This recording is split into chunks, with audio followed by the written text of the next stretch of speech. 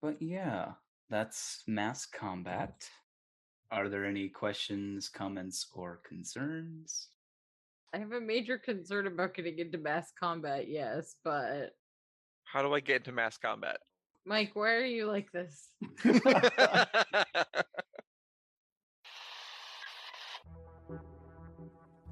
all you fine fellows. You're listening to Radio D&D. I'm James Landoff, the Dungeon Master, aka Mr. Mayor. Hi, I'm Stephanie, and I play Mirai. Hi, I'm Mike, and I play Marcus. I'm Casey, and I play B. I'm Ethan, and I play Zephyr. Now, roll that recap.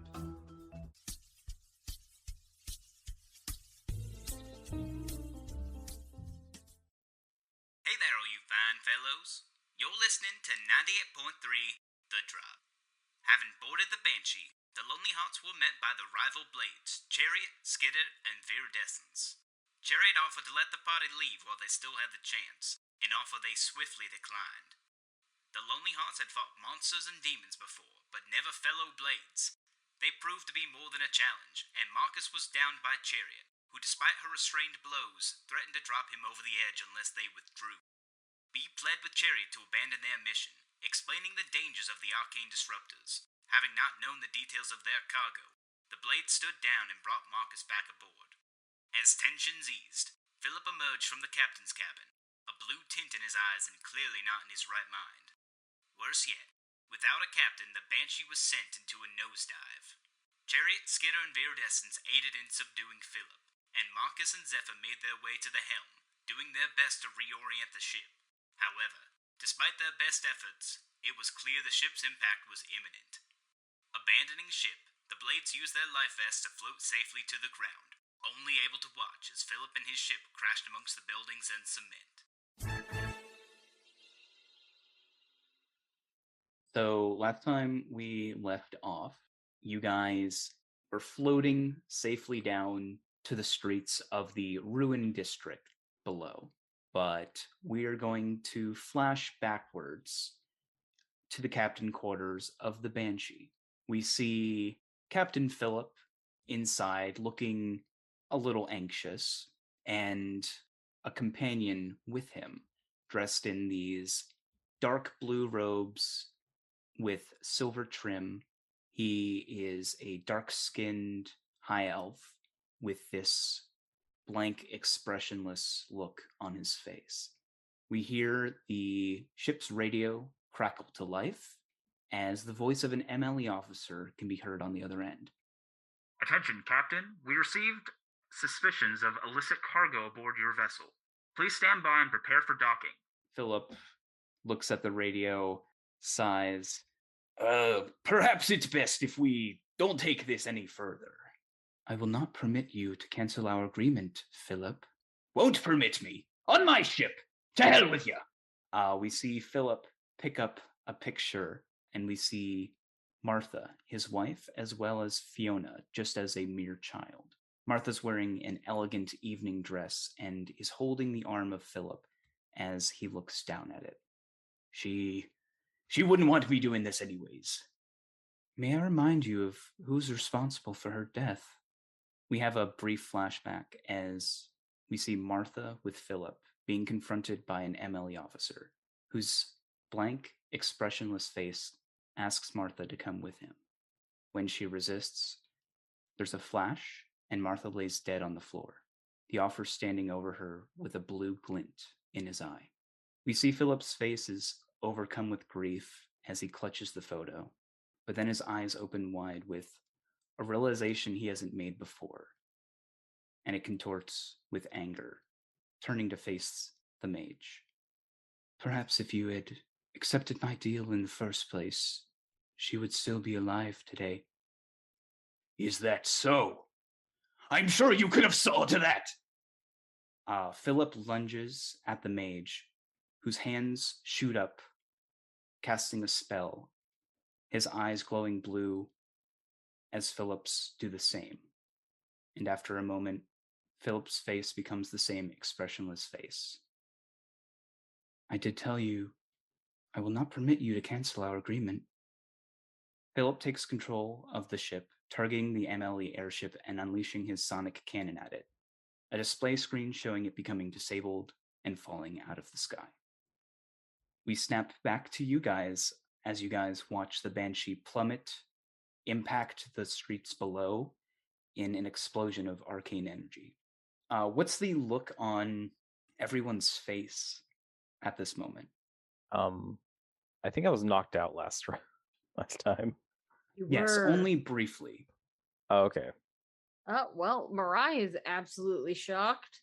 And she's trying to find where Zephyr and Marcus are, since they did not jump with her as she had requested.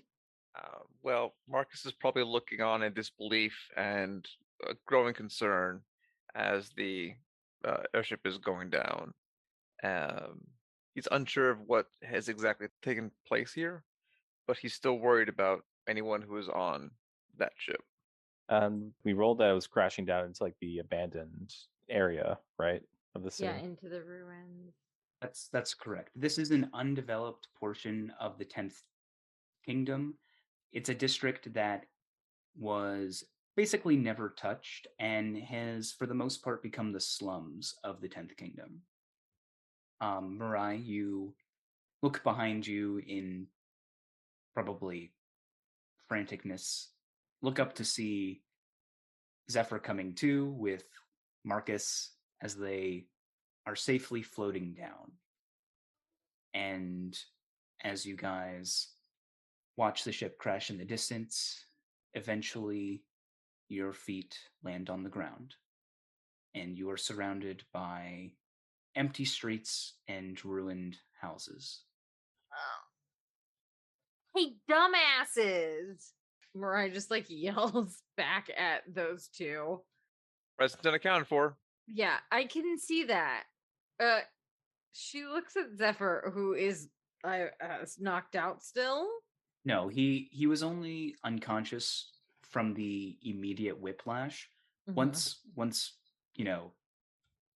Marcus got a hold of him, he basically snapped him out of it.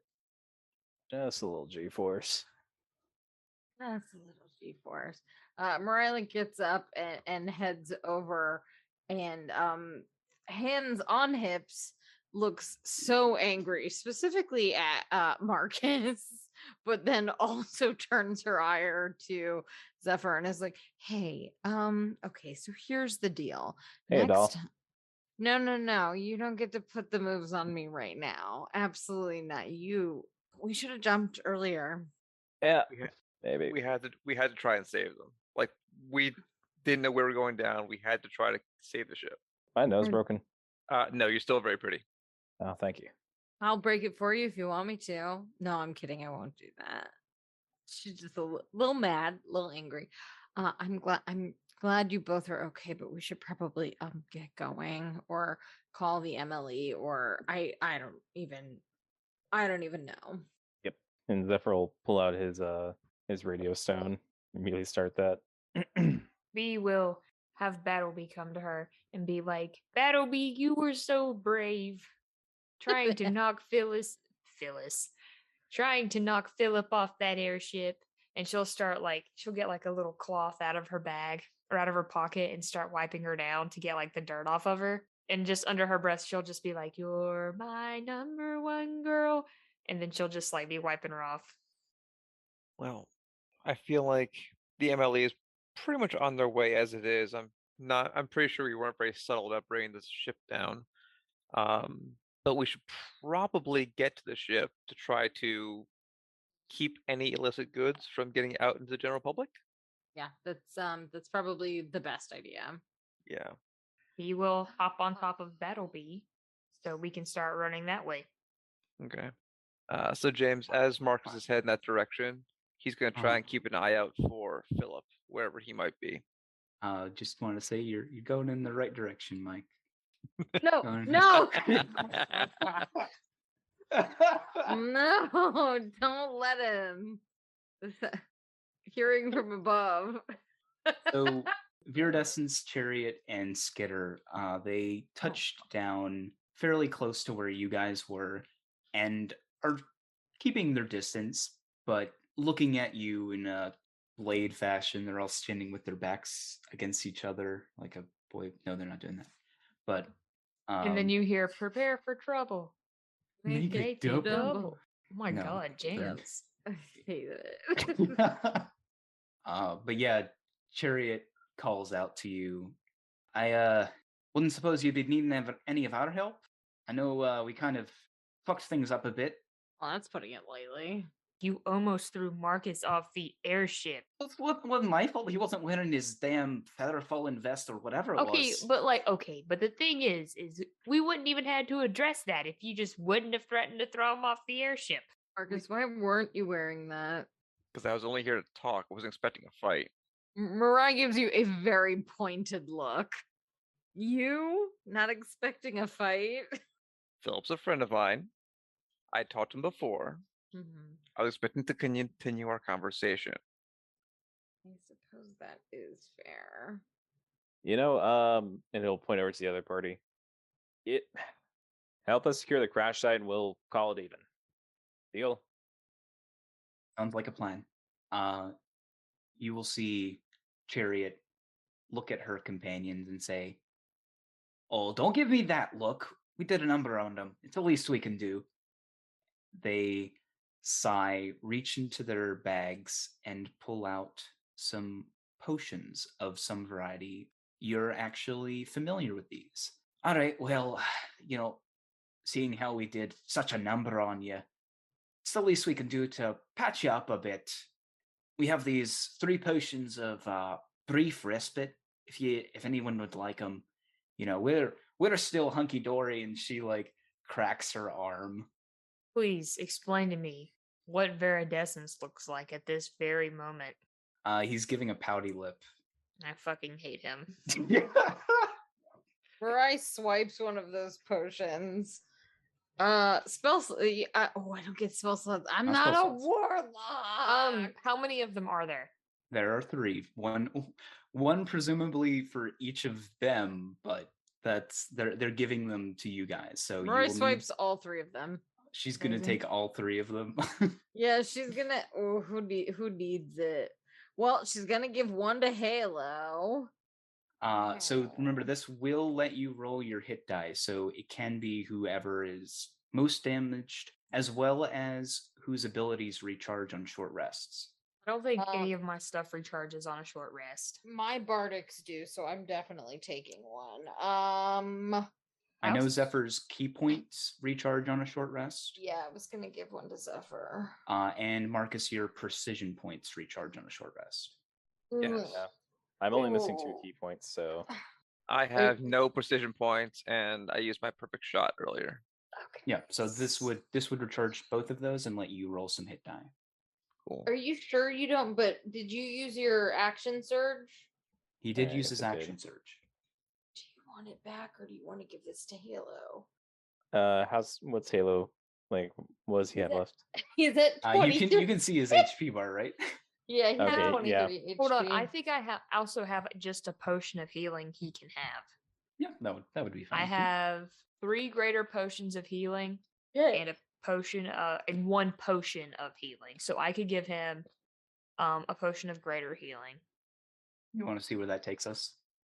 Yes, it's 4d4 plus 4. 15. Pretty good. Okay, how does he look? Watch his health bar go up. So he's at 38 out of 62. I feel like he needs more health because he's the healer. He also does have spell slots if you want him to use his own spell slots on him. How many spell slots does he have left? He's got 3 first level, 2 second level, 2 third level, 2 fourth level, 1 fifth. So he could easily use just like a second level spell slot on himself to do cure wounds at higher level. Do it. Does anybody else have potions of healing? I have 2 potions of greater healing. Okay. Same. Okay. That Just brings give- Halo up to 54 out of 62. So he's looking Here. pretty good. He can have one of my potions of greater healing. Before we get too terribly involved in this, James, I've got a potion of beast shape. How does that work?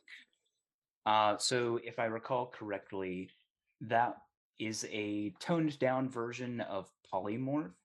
It's probably best suited for reconnaissance. Okay. But let me see if I documented it in magic items. Fitz's potions. Potion of beast shape. Drinking this potion alters your form to that of an animal. For 1 hour, you are under the effects of the polymorph spell, polymorphing into a beast of your choice of CR 1/8 or lower. Okay, that makes sense. Cool. Yeah, CR 1/8. What can you turn into? Like a baby spider? Yeah, like I said, it's like a used for reconnaissance if you want to be like a spider and sneak into some air ducts. Could have been useful for the Einstein thing. Wow. That's Yeah. okay. Probably could have been. Mm, Oh, it would be so useful if we Remembered thought of that. that. yeah. I forgot Yeah. about that. Yeah. No, But the it's, potions do have potentially have side effects. I mean, Mariah got arrested. I don't feel like the potion could make you get arrested. And Although that's probably not one of the side effects. You're right. truly, although I do still have the one use of sovereign glue, which I'm really trying to figure out what to do with. Mhm. Anyway, So we get a quick shot of Chariot, Skitter, and Viridescence all holding their potions. There's this quick swipe as Mirai grabs all three of them in one fell swoop, and you begin passing them out to your friends. yep, and I chug one myself immediately. Okay. Yep. So you guys may roll hit dice and recover your short rest rechargeable abilities. Is there anything else you guys would like to do before you start making your way towards the wreckage of the Banshee? He just wants to tell her dad that she's okay. So, unfortunately, the phone towers don't actually go out this far. Oh, so there wouldn't be a. Oh, he doesn't use the radio stone either. So You need Mhm. help? she- I got you. Tell Wait, me what you want to. Oh, I'll- you have sending. Yeah, I don't want you to use a spell slot for that. I have it. Just yeah. It's Tell it's me. okay. It's okay. No. Tell me what no, you want to no, tell. No, Be no, be no, scurries ahead. no. Come back here. You're slower than me. Mariah catches up easily and is like, But "Tell she's me on what you want to tell her." Battlebee. No, Battlebee. Are you like speed walking? Yeah, she's like speed walk, like a mom in the '80s at the mall. Oh my god, yes. You go to walk around the mall. Yeah, you go and walk around the mall. She's like speed walking. Come back here. It just really spooked me. It's fine. Tell me what you want to tell Bert. No. Okay. Thank you for caring about me. Be scurries ahead. Okay, fine. I'll let it go, but only because I'm respecting your boundaries. Thank you. That's so nice. I'm trying. So, as you guys go towards the wreckage, the Banshee wasn't going down at a sheer 180-degree angle. It was losing altitude fast, but going down at a still terrifying angle. But it put it some distance away from you guys. You're probably about a 10-minute run walk from it. We're power walking. As you guys going through the ruined district, you see the sort of dilapidated stone structures crumbling around you guys. Occasionally you'll see someone peek their head out from the ruins, kind of curious what you guys are doing here. They definitely heard the ship impact the ground, but it appears the majority of the homeless population might take refuge here. Could we tell them to wait until we clean out, like until the MLE get here to get the stuff out, and then they could live in the ship? Do we want the MLE to get this? The arcane diffuser? I don't know. I don't know what we're gonna do with it. I think we should just set the entire thing on fire and let it all burn. I think That's not a if- bad plan. Thank you, Marcus. Might already be on fire. Is it already on fire? Probably parts of it. Okay. Not enough fire, clearly. Yeah. Zephyr will just look over to the homeless that are poking out and say, "Cops are coming, bunker down." They watch you with curiosity, but don't respond. But you do see people who are wearing tattered baggy clothing. A lot of their faces are probably covered in dirt. Some of them aren't wearing shoes. Fry's like looking around. She's like, city should really take care of people a little bit better than they are. While we're traveling towards the airship, Mark is going to make sure that he gives Crow one of his potions of greater healing. Which he would happily take. He nods to you, lifts up his mask, and chugs the potion. You see he's riddled with injuries, and upon drinking the potion, some of those begin to clear up, though the bloodstains on his cloak are very noticeable. So that's 13 healing back to him. Yes. Okay. As you guys are walking down the streets, the wreckage of the Banshee comes into view. You see it lying in a crumpled mess with bits and scraps of wood, metal, debris, some of the cargo containers scattered in all directions. I need a volunteer to roll a D100, please. Not me. Not me. Marcus. Marcus, This- that's a great Marcus! idea. Your arc, my guy. D100, You're gonna roll like a 90 or something dumb. probably. My Oh God, that's my pretty God. high. Yeah. Yikes. Oh my god. Yeah. Hey, you want someone else to roll one, James? This 81 represents the percentage of the cargo that is still intact. Oh, Yeah. for Shit. fuck's Mm. sake. You look around and you find you're hard pressed to find a cargo container that hasn't busted open. And to the degree of the crates, while they might be scorched, they look in near pristine condition. What kind of freaking boxes are these? I'm sure he spared no expense. I wonder if like I just shattered a bunch of them, if it would. I wonder if I just throw my amulet of fireballs. Oh, B, that's such a wonderful idea. Yeah, you should light this entire fucking thing up. That's it, then it's done. Before we blow shit up, can I perhaps get one of those weapons from inside? I's giving you a look. Mhm. Might be useful. I mean, I guess, but Cool, don't blow me up yet. And then he goes over to try and find a box that has preferably rifles of this weapon. With an 81%, it is not difficult at all. You pop open one of these crates. There's like a bit of stray metal, like lying about. You pop the lid open, and inside you see the packaged firearms equipped with the modification. Excellent. I would take two. One for me, one for Crow. He hesitates very briefly, knowing what happened last time he had one of these in his hands, and he'll like raise his mask, sigh, and say, "I'm glad to be working alongside you, Marcus. It's much more fun playing with you than against you." Yes. Except for a good game of chess, though. But Yeah, he winks at don't- you. don't use if you don't have to. I understand. If you get charmed again, I'll be sure to Assist? Yes. And yeah, he'll reach out and take it. were you gonna say something? I thought I heard you. The Yeah, for any one machine point. guns. Machine guns? Yeah. You're looking for an arcane disruptor machine gun. I mean, hey, it's Philip we're talking about.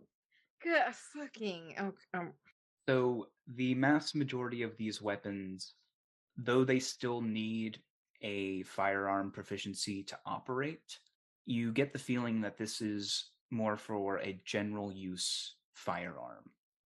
So you find pistols, revolvers, small guns, occasionally a two-handed gun, but maybe that was just because that's what Philip had at the time. No rapid fire machine arcane disruptors, no. Wow, what a weapon. Bad. Same. So yeah, Zephyr, you start popping open these crates, looking in there, seeing revolvers. You go back. You go over to another one. Same thing. Mariah's giving you such a stink eye. Just what could you possibly be looking for? Well, I mean, if we get the scissor tail up and working, you could you know, You're gonna put an arcane disruptor on a plane. hey, look, demons use magic. I rest my case. What about we could just if we got the scissor tail up and running, we could just get the cannon that we put on the car. Oh no. Oh my yeah. God. Oh my God. You Oh my you look God. over you look over and see your Jeep flipped upside down. One of the wheels is spinning, and it is on fire. It looks Oh fine. my, oh my Don't buff out. God. It's fine. We'll put it out. That's my car. That's my car. Anyone have any water? We should have taken Marcus's car. No, we should have taken Marcus's car. Hey, Halo, do you got water? I do, but I thought our intention was to set this place on fire, not put it out. Oh, I think we want to put out the car fire and then start a boat fire. So there, remember the boat is not in one place. It is scattered all over the place along with its contents. So one fireball is not going to do the trick. Oh no, I want B to use all of them. I want B to fireball many different areas. I look around to make sure that we're like that the ship didn't land on anyone. Yeah, you. I'd say that probably wouldn't necessitate an investigation check. It seems like not only is this place sparsely populated, but they would have had plenty of warning to get out of Dodge if they saw it coming.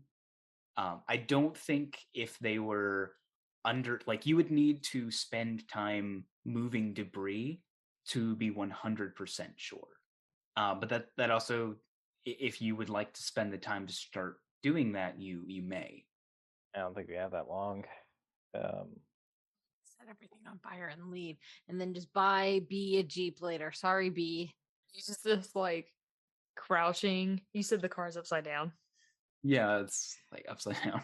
She's like Could we- squatting by it, and she's like, "You were so good. You did a good job. You were great." And she's gonna like pat it. Wait, B, is the cannon working? Because maybe we could use that to like. I think it would be crushed if if the car is upside down, right? More than likely, yes. Oh. She's gonna like look in, see her air freshener is just like dangling. She's gonna see all of her snacks thrown around. Yeah, the glove box opens and a bunch of bags of chips fall out. At least these are saved. People like climb in to get them. B, it's on fire. But B, it's okay. It's okay. Right. This is how I feel. She's gonna get out with them and put them in Battle B. Oh, okay. We All right, should. Battle B, go do your job. Battle B is gonna go over there and start like, so she has Dragon's Breath, which I was she's not gonna use Dragon's Breath, but she has a lighter inside of her.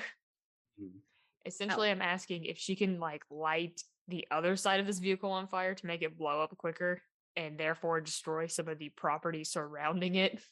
You, I think with your mechanical know-how, this thing has already exploded. This is just Oh. the It's just the after aftermath. fire. Yeah. Aftermath. Aw. Boo, I wanted to blow the car up. Okay. No, it more than likely exploded on impact. A shame. Yeah, what is everyone's plan right now? B, you're gonna start tossing some fireballs. I think if you'd allow me, if you would allow Battleby just to get her little robot arms out and just light fire to everything. That would take a very long Shit. time to do. Okay. Like I said, this place, this is taking up a large area. Like Times Square big. Wow. Damn. Maybe not that big, but you get the idea. Yeah. We should try to gather as many of the intact crates together as possible so that we can detonate as many as possible at the same time to kind of do as much damage and make these inoperable. That's a good idea. Yep. Then I could throw like fireball, like a fireball, see if it gets all of it, or if I need to throw more instead of just like throwing them around the whole place. Exactly, yeah. Okay. All right. Goodbye, horse with no name. It was nice seeing you. B goes to the other side away from the Jeep to start bringing crates in. So you guys want to start gathering the crates so that you can basically start a mass demolition of them. Yep. Yeah. So you go to lift up one of these crates, and you can pick it up, but each of these are probably around 60 pounds each. So it's definitely not impossible, but it is going to take, like I said, a bit of time. Okay. I feel like it's worth it. Yeah, I don't want anyone to get their hands on this. Also, Mariah will pick things up, but also use Mage Hand to pick up any stray ones. Any stray ones that aren't in the crates are more than definitely destroyed. That probably makes up the 19% that was destroyed. Everything that is intact is in crates. Yeah. Let's move some crates. All right, so you guys begin pulling these crates together. You're getting ready to cast your fireball. And behind you guys, down the street, we will see the silhouette of someone walking towards you. Also, I'll tell Viridescence specifically. Mhm. Mariah will look over her shoulder and be like, Viridescence, get over here. Come on, move some What? crates. Oh, manual labor. No, I wouldn't dare. Oh, no. You fucking do it. He will begin coming over and try to lift up a crate. You'll hear a snap as he looks at his nail. Oh no! Here, I can help and I'll just break the rest of them for you. They'll grow Jesus. back. Mariah's holding her hands out. Come on, you'll be fine. So as this is happening, I would like someone, or everyone, we can see who it is that notices this person walking down the street towards you. Just highest perception check sees it. That'll be also roll. Oh, Lord. No, this is a player thing. That's Zephyr. Okay. Oh, no, Zephyr. I think Marcus killed it. No. Marcus Marcus is Alright. at disadvantage. I Yeah, had he the is. highest one. Damn. All right. So Mirai, Halo as not gonna your roll. no, he's not a player character. Oh, you're right. My bad. My apologies. It'd be kind of shitty if I was like, "Oh, my DM PC says it." Oh, whoa. No, not doing that. I don't know what that voice was though. It was hilarious and should go at the beginning of the. No. There's no make it happen. Okay, so that wasn't directed at you either. That was just me doing a dumb voice. I refuse to accept that, and now it will be at the front of the episode. Thank you and good night. Okay, I deserve Good night that. and good luck. I deserve that. But yeah, Mirai, as you're standing, or Viridescence is standing with his back to the street, so you're kind of verbally abusing him a little bit. Oh my as you God. as you see the silhouette of this person begin approaching you. Hey, everybody. She just kind of she does that thing where it's she's not looking over her shoulder, but she's keeping her eyes on the person, but talking behind her, you know what I mean? A little bit. And she's like, hey, someone's walking down the street. Iridescence, move a little faster. Would Marcus recognize the body shape? No, he would not. Okay, that's probably good then. Are there any kind of identifying features to the shadow? As they get closer, you will see the fog hovering in the area clear around them to reveal an adolescent half-orc child. Their bare feet are slapping the pavement as they walk towards you. They're wearing this these baggy, torn clothes, and there's dirt on their face. And due to their impoverished standing, they are quite thin. Their face is gaunt, but they are holding a dagger, and their face is blank and expressionless. No. Oh no. Hmm. Oh no. Oh no. Oh no. Oh no. Does Marcus, he you've right? already shot one kid. Yeah, I've already shot one kid. Sorry. Have no desire to shoot another kid. Okay. Is there anything special about the eyes? They are a dull gray. Okay.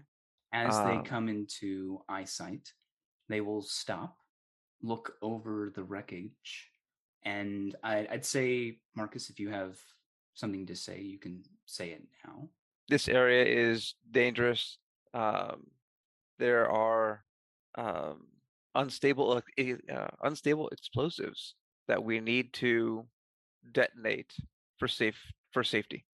Please stand clear. As you're speaking, you'll see their hand snap up in a halting manner in an attempt to cease your talking. Oh, he keeps speaking, trying to maintain eye contact with the young orc and trying to sound authoritative. After their motion has no effect, they wait for you to finish speaking before lowering their hand. I apologize for confronting you in such a manner, but I believe it is the only method by which you would listen. What remains of that shipment belongs to me. I can ensure you are reasonably compensated if you comply. Hey, Marcus. Mm-hmm. It's not acceptable for an adult to hit a kid, but I think it's perfectly acceptable for a teenager to hit a kid. Probably, but I'd wager that kid's just being mind controlled. Yeah. No better way to snap a kid out of mind control. I'm joking. Oh my god. I just don't know what else to do. I don't know where they are. Same. Okay, so upon hearing that, Marcus would say something to the effect of, "No deal. These weapons shouldn't exist, and we're going to destroy them." The child cocks their head, and you see them hold up the knife and gesture at their throat with it. Jeez. Do Okay, not care if this one dies.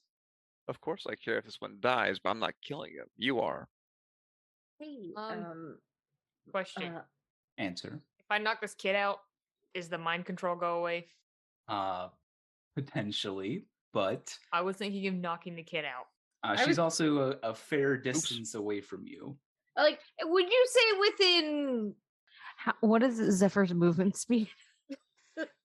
Zephyr tackle the shit out of this kid. Yeah, basically. 40. Is she within, would you say 40 feet? No. Is she within, would you say 80 feet? No, she is within a good distance of you guys. It would Screaming take at us? basically a full, like, it is, yeah. Well, actually, there seems to be something that is amplifying her voice artificially. Would you say within 200 feet? Probably. Marcus, your sniper. Yeah, I know. All right, so I'd like to use Vera to take a shot to try and disarm. To shoot, I want to shoot the knife out of their hand. Is what's going to happen here. I'll barbecue on this one. Okay. Okay. Let's go, Vera. 23. I believe you still have to do damage on this. To the creature, even though I'm aiming for the knife. Does it say that you still do your damage? Because I'm pretty sure whenever you do like the stunning, it still does the damage to them, right? Right, but the target isn't the creature. The target's the knife. Let's see. So, in addition to the taking your firearms damage, the creature may suffer an additional effect. So it still does the damage to them. I was really hoping to not actually shoot the child. Like, you didn't know that, so you don't have to do this. okay, yeah, because if there's no way on me actually doing damage to the child to disarm the knife, then I'm not going to shoot at them. Okay, so Let's. Would you like to have Marcus make an Arcana check? Could I make an Yes. Arcana check? You can make an Arcana check. I'll see sure. Marcus start to like look inquisitive, and I'll be like, something's 10 up. probably won't do it. How about that bardic? That was a what? A The D8? D8. Mm-hmm. 14? Wow. 14. Do you still have your I got a 24. B with a 24? While the child is charmed to be given this level of manipulation, it's likely that the spellcaster would need to be in eyesight of whatever's happening.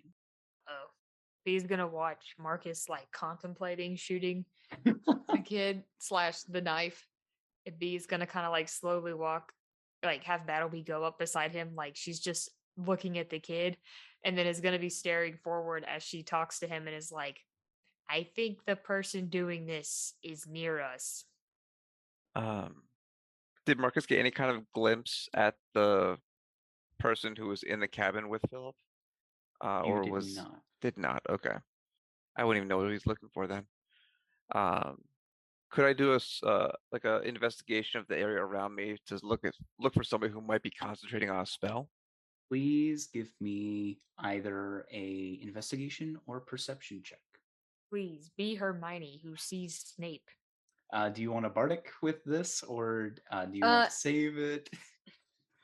I can toss you one, but I will have to say that I've only got a 10. I don't think anybody can save me on this one. probably not. Would it be lame if I also asked to make one because I had told him? I think that's fine. A 14? Is that your final answer? Oh my god. Do you want a verdict? Since they've already rolled, Well, it is too yeah. late. So you're at the mercy Yeah. of whether you want to use your weekly bonus or not. Yeah. No, I'm not. Can I? No, I was gonna say can I have Battlebee, but Battlebee. So you're not going to use your Fucking Just use your stop. use your. I'll use you- my bonus. Holy shit, James, you're freaking me out. You're giving me a level of anxiety. I'm sorry. B, don't you have like a flash of inspiration you can use? He's used They're all of all them, I'm out. pretty Oh, they're all sure. out? Yep. Yeah, I'm out of a lot. I have no more Flash of Genius. I have one more Archangel. I have one more luck point. Don't roll. And Don't roll a 1. DC is 16. Oh my god. 4. Okay, I got it. I got it. B. we did. Why Looking is around. B's looking through her tears. Looking around the area, you can't see anywhere that would provide a good line of sight until you look up, and in the distance you see a lone bell tower. Its bell is missing, but you see that it has a perfect vantage point of the entire area around you. Okay, hold How on. far away is it? It is almost 300 feet away. B's gonna look up at the bell tower and be like, oh look, it's Widowmaker. No. From Overwatch. Okay. No, I didn't get it. Sorry. She's the sniper from Overwatch. It's fine. From what? From Overwatch. Overwatch. Why aren't Like you a guys radio show or something? cool? I hate everything. Sorry that we're old, B. B just made Overwatch canon in the world in the 60s. I think B is gonna like still stare forward like she's not looking at Marcus and be like, Marcus, I think they're up in that bell tower. And she's gonna kind of gesture, like nod her head up a little. Mhm. I don't know how we could do. I don't know what we can do. Okay. If Marcus looks up in that general direction, would he be able to make out an outline of a person up there? Please make a perception check. I will give you a bardic. Take it. All right, I'll take it. So we'll do. Is there a way for B to give him guidance? Never 21? mind. Damn. For a Shit. moment, along one of the arches of the bell tower, you see a blue robe as it disappears behind the arch. Someone is up there. Right. Marcus would whisper to B, How far can you go with a fireball? I can throw it up to 60 feet away. However, I would argue with James if I'm allowed to load it into the hand cannon. Oh my god. Oh my The god. the hand cannon's range isn't that great. Yeah, it ain't. Is it You not? can probably throw it just as far. Oh, yeah, damn. Could you load it into your sniper? I doubt it. What do they need? I'll of course leave it to James though. Mr. Mayor, today I'm here to defend my thesis on Well- why a fireball from the amulet of fireballs can, in fact, fit inside a sniper rifle. I will make a proposition with you because I like this and it's creative. Thank you. Okay. B, unassisted, could you give me Oh no. the issue with loading one of these into a sniper rifle that operates on gunpowder Oh, yeah, never mind. is Never mind. that it Never would mind. Don't do it. Don't do it. Don't do ignite it. Don't do it. it. Don't do it. I would allow you to do an Arcana check to use your tinkering tools to do an impromptu barrier between the gunpowder and the fireball bead. Oh, that would be so cool. But you will not know the results of the roll. I'm going to roll it for you.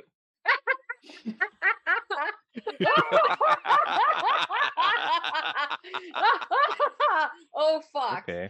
Okay. I game. think you should do it, and we should all just run backwards. I'm game. Let's do this. I This is think gonna that- either end. This will end either spectacularly or spectacularly horribly. I feel like we're about to win a Darwin Award here. Yeah, this is funny and stupid. Let's do it. What do you think, Casey?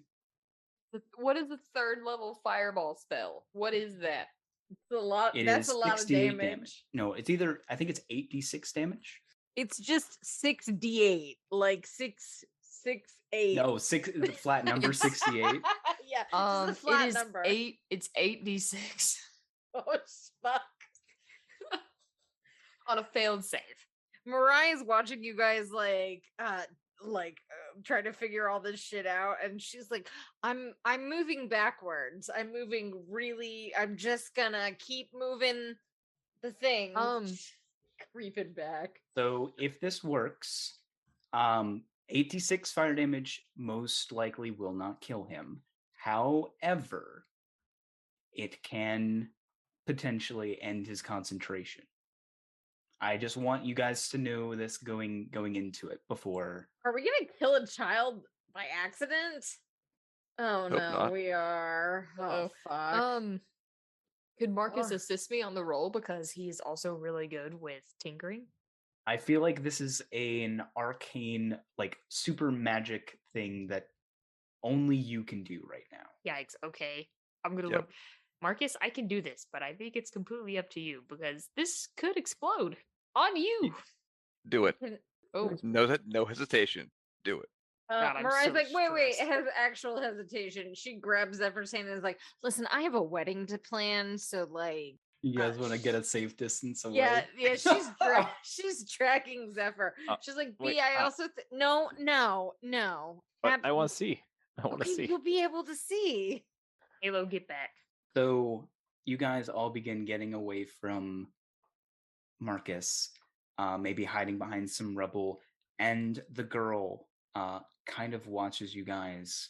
Still a very placid expression.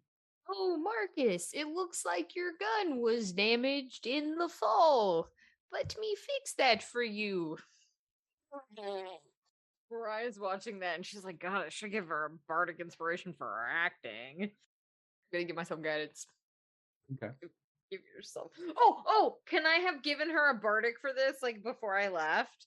Been like, I want this to be a strictly B thing, if that's okay. like, no, that's God. fine. I'm okay with that. Anything B can do for herself, I'm fine. I No. want to see how this goes. You are cruel. I know. I'm sorry. No, it's fine. Okay. All right. Before we make this roll, there is a contingency plan that I had in place. There is another person in your party that can help you. It's probably Klaus. Or sorry, Klaus? It's Klaus? Crow? Crow. Slade? He's dimension doored with this cloak. The cloak of the mountebank. Mountebank, yeah. Yeah. Wow, I don't You know can where take that. 2 people to Dimension Door, right? He can. Well, What are you about to say? monks are pretty good spell mage killers. Yeah. Yeah, but do we want to risk you guys getting mind controlled? Yeah, that's I- another good thing, because then you'll I also feel be like- all the way over Hey, there. Zephyr is far too stubborn to get mind controlled. Last time I got mind control, I shot a kid. He shot me. He showed And- you like the little like scat, like it grazed her, and she shows you it. It's And pretty the time sick. before that, you shot me with one of those arcane disruptors. That is true. Mariah looks like she hates every option that they have, but she does look to Zephyr and is like, if you think that you can do it, I think you What's should. up? Don't know. I don't. Mm. Could I make a suggestion since we are doing this somewhat? How about I take a shot at him? If it won't kill him, but it'll break his concentration on the spell. Maybe. We then have Crow, Zephyr, and either I'd probably Mirai or Halo teleport over there, and then he'll be severely weakened, be confused. It'd be easier to kill him, or at least subdue him. Why don't you just take me as a lion? The bell Yeah. tower may not have enough room. Dimension door, a lion who can't get out of the dimension door. Dimension Door, the giant lion above him, and we just bomb him. Just The drop a giant lion. lion on him. What's the biggest thing you turn into? So for Dimension Door, you can bring along objects as long as their weight doesn't exceed what you can carry. Oh, You can also bring one willing creature of your size or smaller. Do we Okay. have a grenade? Does anyone have a grenade? fresh out. No, Oh, you lost your Wait. grenade. Can I I throw used it. Can I throw one of the fireball beads through the dimension door? No. Aw. I draw the line there. You could shoot it in gun at some risk, but no. I still say we shoot first and then have Crow and Zephyr teleport up there to take him out. Right. Mariah looks at Zephyr, taps his face, gives him a kiss, and is like, if you get mind control, I might have to kill you. Okay? What? Just love you. Should give him a kiss and a bardic inspiration. I Love is won't kill weird. you. Love is so weird. But if you do get mind controlled, I will not hesitate to snap you out of it by any means necessary. Well, first of all, kind of weird that you slipped me some tongue there, but What the fuck? Why was that weird? We're getting James is dying in the other room. Kidding. finally. That was weird.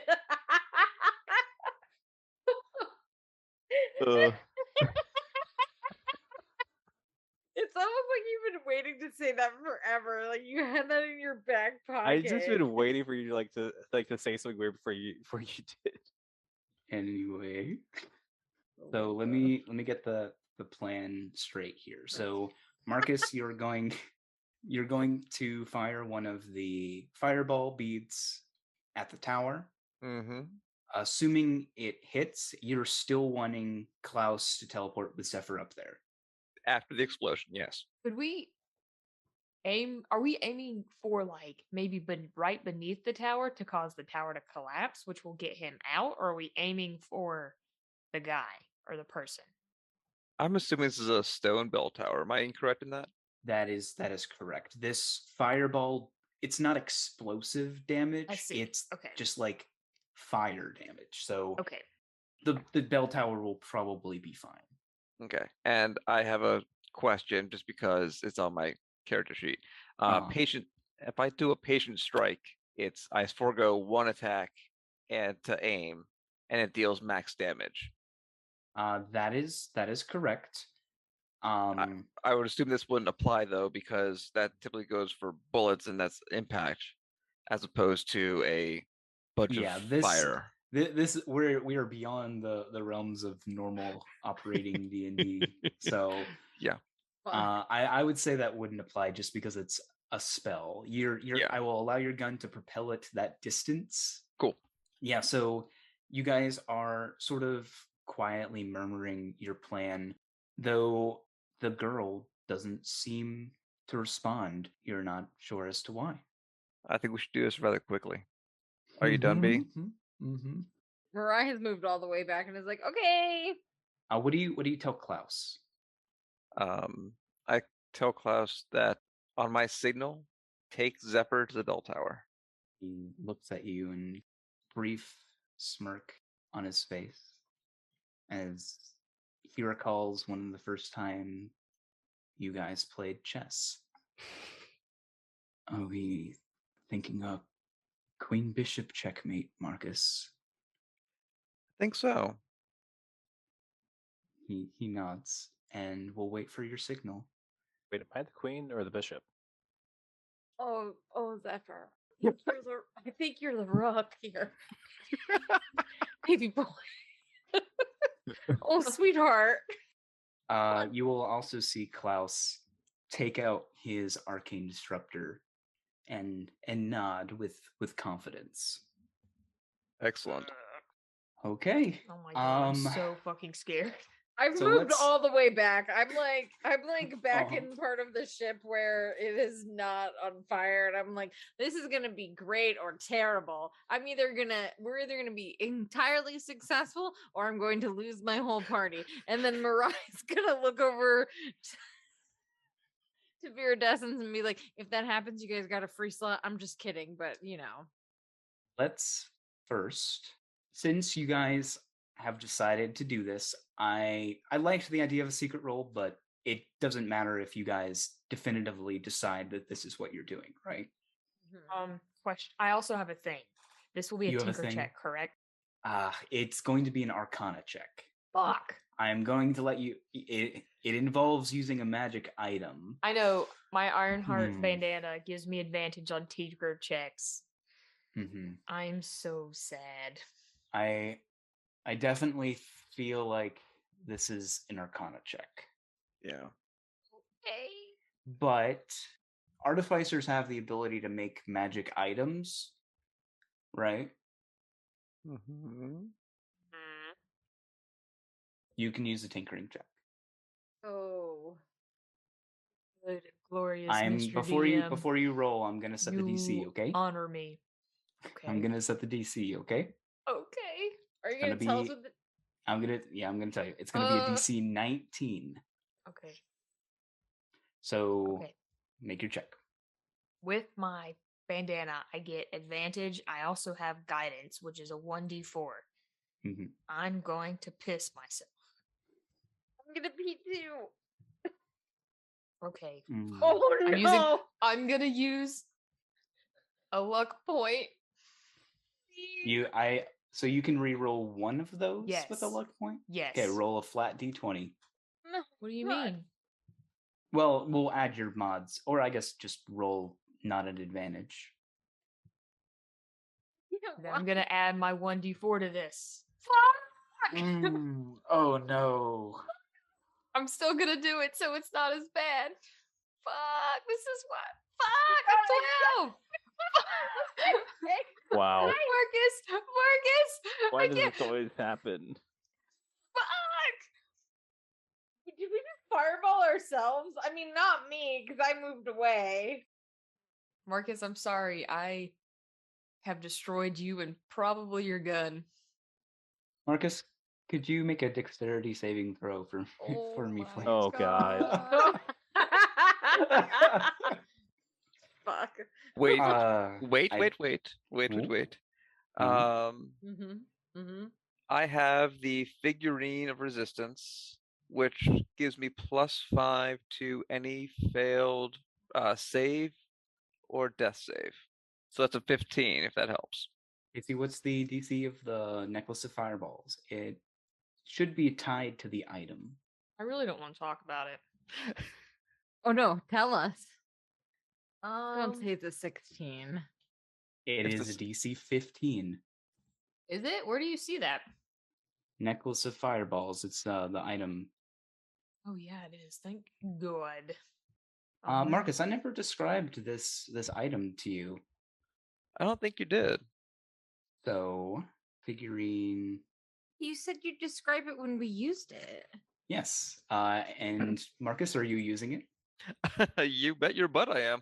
So you realize you're not going to be able to get out of the the way of this spell since it's blasting in your face. You pull out the totem. You see it is a small statue depicting a dog-headed man. A dog-headed man. Mm-hmm. Okay. With these long pointed ears and pointed snout. They have the head of a dog, but the torso of a man. Mm-hmm. Okay.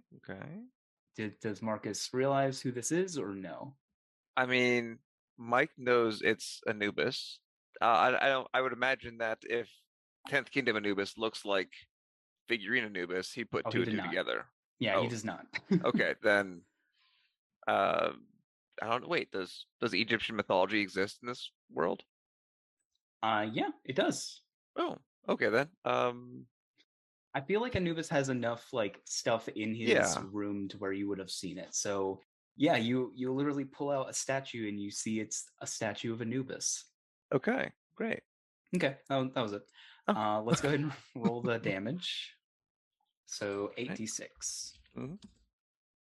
And you'll take half of this. So you take 17 damage. Okay. Okay, That sounds not better than I terrible. thought it was gonna be.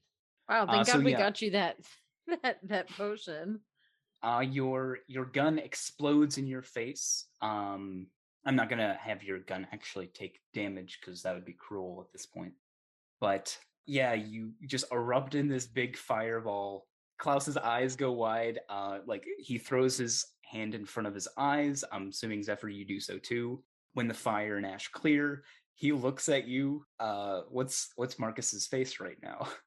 Pain, disbelief, and just he would look at him and just go. So yeah, he grabs his cloak, pulls it over you, Zephyr, and himself, and it wraps up into itself until you guys disappear. On the other side, you are standing in this tall clock tower. You see this blue cloaked figure in front of you, whose, despite your surprising entrance, whose face still remains expressionless and emotionless. There's a second as you guys look at each other. Let's go ahead and roll initiative for you guys. Up in the name of the law. Right. James, Mm-hmm. just for player knowledge, Mm-hmm. the blank stare that the wizard has is the same blank stare that the orc girl has. It is. Great. Oops. That's a pretty good initiative. Don't jinx it. Good initiative. See how Crow does. Klaus, Crow, Slade, all the above. Ooh, 21. Pretty good. Oh, that was to the GM. Dang it. That's okay. It wasn't actually that good at that time. I always feel bad when it's like a super, super good roll, and I'm like, I wish I had that. Or it was, buddy. Mm-hmm. Okay, let's try that again. So, initiative. It's the same roll. So, you guys appear in front of this mage. He appears to be high elf. This is the second time, Zephyr, you've seen this individual. No? Mm-hmm.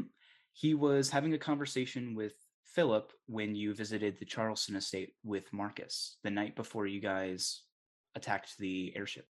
Huh. But you guys appear in the bell tower.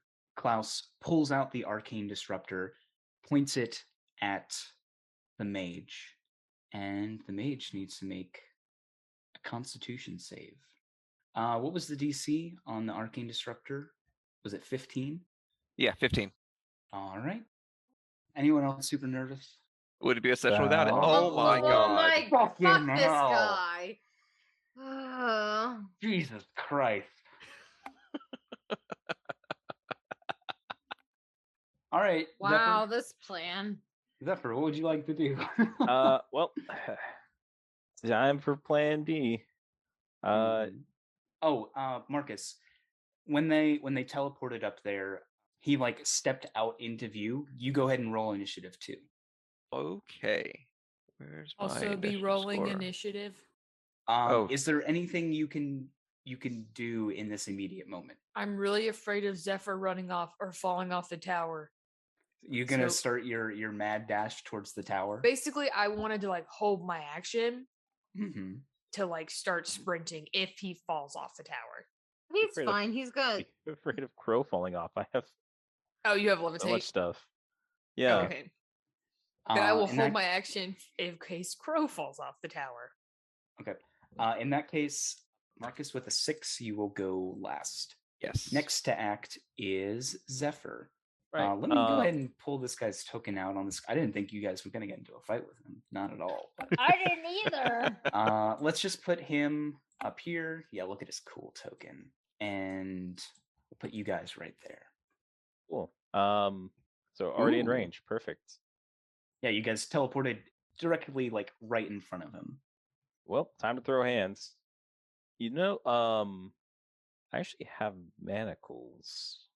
Could I possibly manacle him if I successfully grapple him or something? So, unless they are magical, you can, but unless they are magical manacles, the only thing they're going to do is impose the restrained condition on him. This does not take away his ability to cast spells. I want you to know that before doing that. Okay. So what would it be to slap manacles onto them? I would say an opposed athletics versus acrobatics. All right. Yeah, I'll roll those dice. Okay. This will be one of your attacks. Okay. Yeah, you manacle him. There's like a bit of rebar jutting out of the clock tower. You quickly manacle it to him, and then monk punch it so it impacts the bell tower, and he's effectively chained there. Aha. Now to wail on him. Okay, you have advantage on these attacks too, because he's restrained. Yep, 27. 21 hits. 27, actually. Oh yeah, 27 hits. And yeah, I'm going to Stunning Strike. Let's have him first. The first Constitution save he'll make is to maintain the effects of the charm spell on the girl. That's a 12. That's a success. Go ahead and do your stunning strike. What's your DC? 14. Con. 19. Wow. Wow. That's 2 of your attacks. All right. Still have. Yeah, Fury of Blows. Why not? Okay. Bonus action, flurry of blows. Make 2 more unarmed strikes. 18. With an 18, he throws up his hand, and as you punch through this barrier, you feel your mind go fuzzy for a moment as you get disoriented.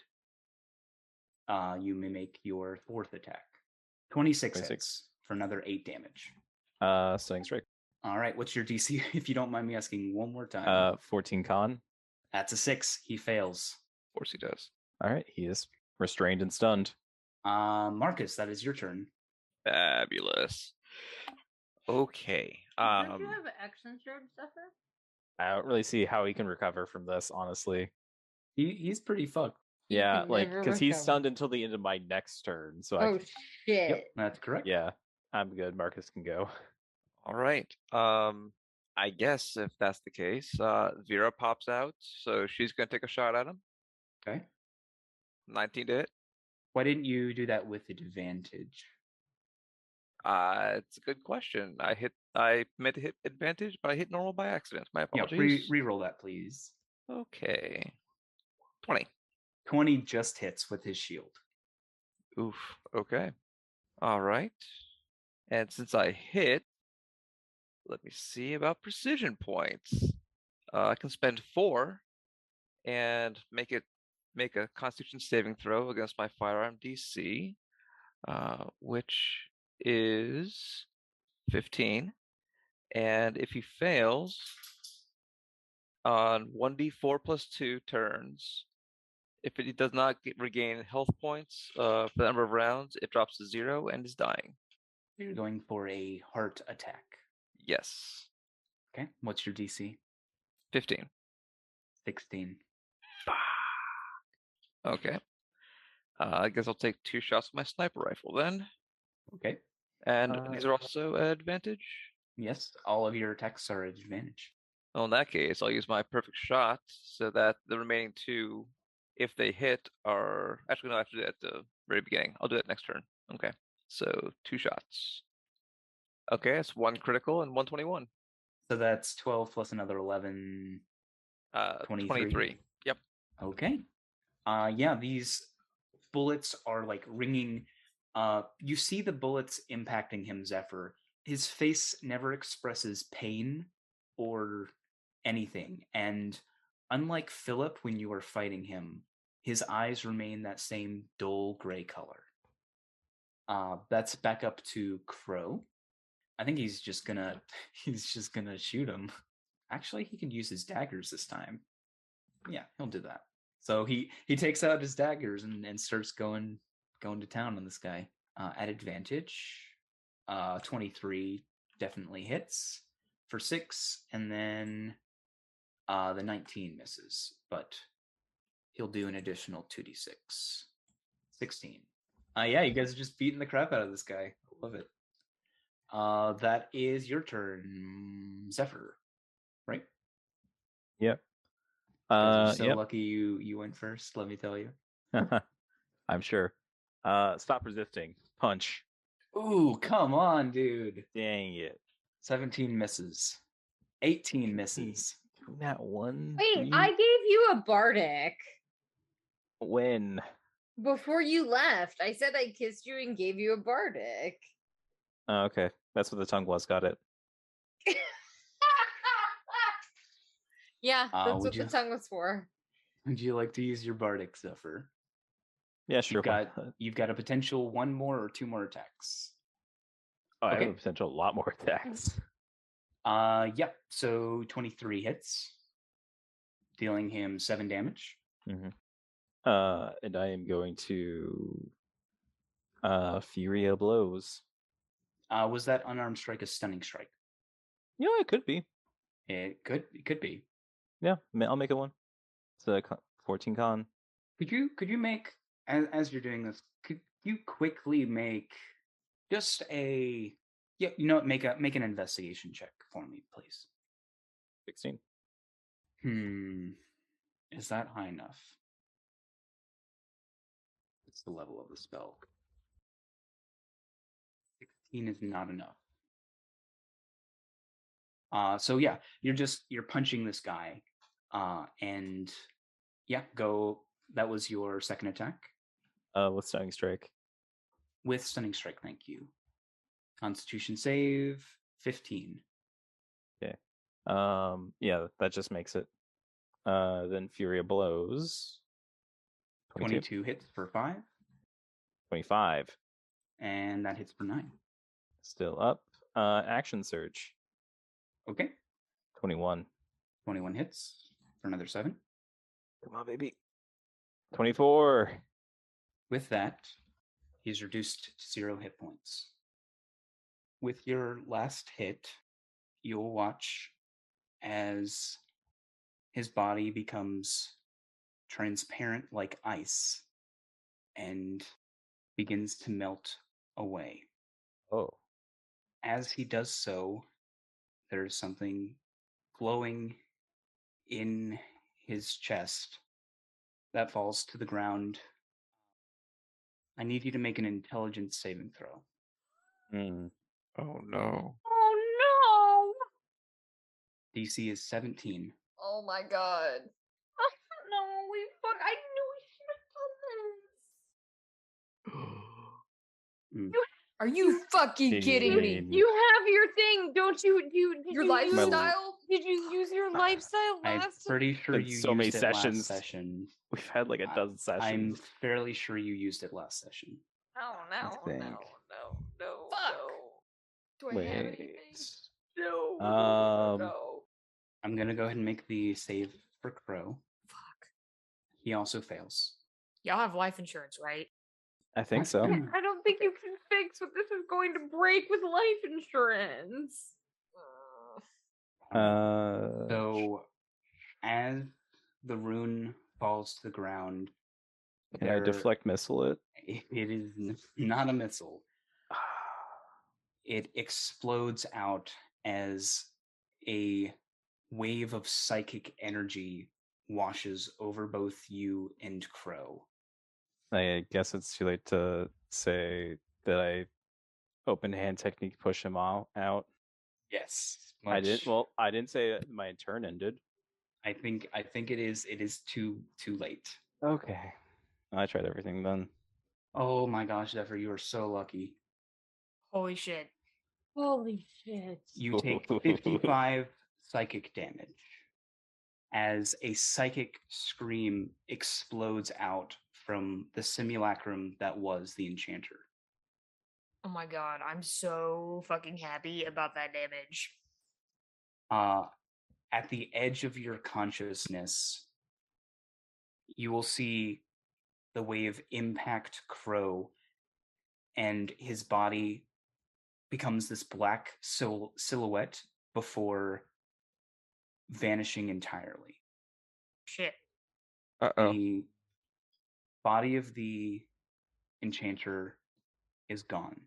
Zephyr, you are racked. Your head is on fire at the moment. You hear these screams going through your head, and the only thing in Crow's place is a black bishop chess piece lying on its side. We see the scene from the perspective of Marcus. Your sniper is eye level, and you're looking up at the clock tower, and you see the visage of this mage. His body, even his clothes, turn transparent like white ice as it melts to the ground. You see a glint, and then everyone hears from this distance this horrible screaming. It sounds like it penetrates every angle of your mind. Everyone, you have to cover your ears even from this distance. And you watch as Crow's body becomes completely black, and his body breaks into pieces and disintegrates away. Zephyr, you see him reeling. He's conscious, but just barely. And in the distance, you guys hear the sirens of the MLE, as well as the engines of vehicles fast approaching. Mariah looks over at B and is like, set it on fire now. And Mariah is running towards the tower. Now, keep in mind, you have not been able to gather all of the boxes into one area. This is only a small portion of the cargo. Better a small portion than none at all. So Mm-hmm. let's destroy what we can right now and see if we can't. We'll be heroes to the MLE at this point. Sure. Yay. Great. Fuck. You guys are looking towards the tower from the Oh. south. Oh, Mariah's running towards the tower. Okay, Mariah's sprinting there. Marcus, maybe you look through your scope and you see these outfitted vehicles, but they are most definitely not MLE vehicles, and they are fast approaching. Do they have any kind of insignia on them, or just like black vehicles? They look like they are suited for terrain such as the Badlands. Oh, that's not good. They are big jeeps and trucks, suitable vehicles for taking away large boxes and cargo.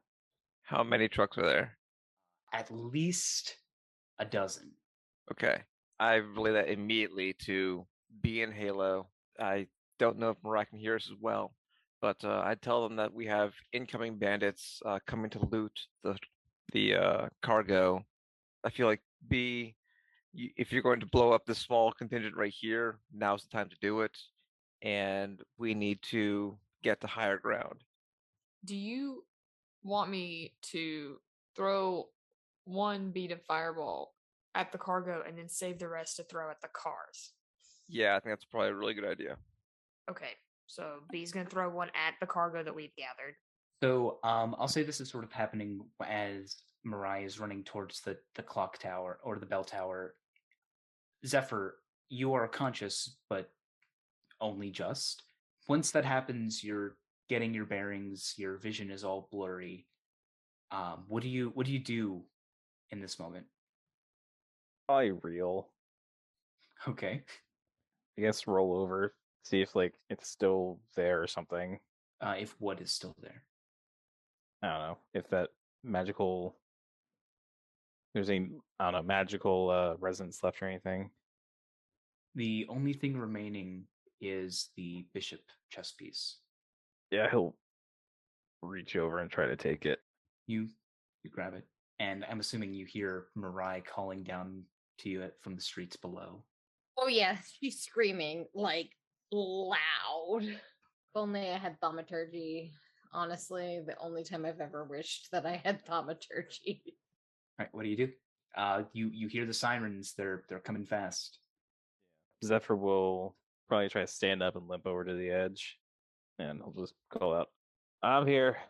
Don't come down. Just stay up. I'll come get you. Okay. Are you okay? She's gonna try to go up the clock tower. So this clock tower is ruinous. There's bits and pieces of the stairs missing. Are you just going to use your spider climb ability to get up? Hell yeah. Okay. No problem. Then you're easily able to get up there, and in the distance you can see MLE vehicles on the way, as well as these more urban truck vehicles. Oh shit. I'd say you guys have enough time to get back just before they arrive. Okay. Mirai will get him back. On the way, she's gonna give him both of her potions of greater healing. Take these right now. Both of them. How much is that? 8d4 plus 8. All right, you get 29 back. She looks at you and she's like, I can't, that's all I can give you. I have nothing that I can heal you with right now. You don't do anything like that again, please. When he gets back, Marcus will hand him his last bottle of greater healing or greater health. You guys like quickly limp back to the Banshee, and what's Marcus's face right now? You see Zephyr come back alone with Mirai. Given what he just heard, he's just going to assume the worst, because he doubts that his friends will leave Crow behind. He's going to try and compartmentalize that and focus on the very, very big problem of the dark trucks coming at them, as well as the MLE being right on their heels. Yeah, Zephyr will also hand you the chess piece. He'll take it. It looks like it doesn't really register to him what he's holding. He'll put it into his pocket and then try to come up with a plan to try to mitigate some of this damage. B will give Zephyr another potion of greater healing, and B will hand a potion of healing to Mirai. I don't need anything. I'm good. No, for you to hold. Okay, I'll hold And- it. Zephyr, yeah. take those potions. Okay. So I guess that's another 8d4 plus 8. 8. Because you're taking both of them. 33. Better. Instead of those 3 ones you rolled last time. Yeah, a wee bit. They just all turned into 2s this time. Hope I'm back up to full. Good. So even with the potions restoring yourself to full, it's kind of like it feels like a temporary solution. Not to say that there's any lasting mechanical effects, but though you are healed, you still hear the insane screaming in your head. We get a quick shot of the rebels who are fast approaching your position. You see one of them is hanging out of the truck. This tiefling with red skin and curled horns, wielding a rapier and an eye patch over one eye. Marcus, could you actually roll this for me, please? Okay, what am I rolling? Please roll a d20. A 1 through 10 is bad. That means the rogues are the ones who show up. And 11 through 20 means the MLE arrive first. Oh, thank God. So you guys see the lights in the distance, sirens, you guys hear them as they begin circling your position. A couple of them like draw guns on you. You see one of them get out and like hold his hands up. He's like, wait, these are the guys I told you about. And he looks at you, Marcus and Zephyr. Officer Davis. My memory, wasn't that the guy who He was chasing you. okay. He looks at the MLE officers and is like, surround the area. And they will begin to do so. Does Marcus or Zephyr or anyone say anything? Marcus would go over to Davis and say, "You've got some rogues incoming. You need to be prepared." And he nods. He's like, if I can count on your gun, it'd be much appreciated. You got ours.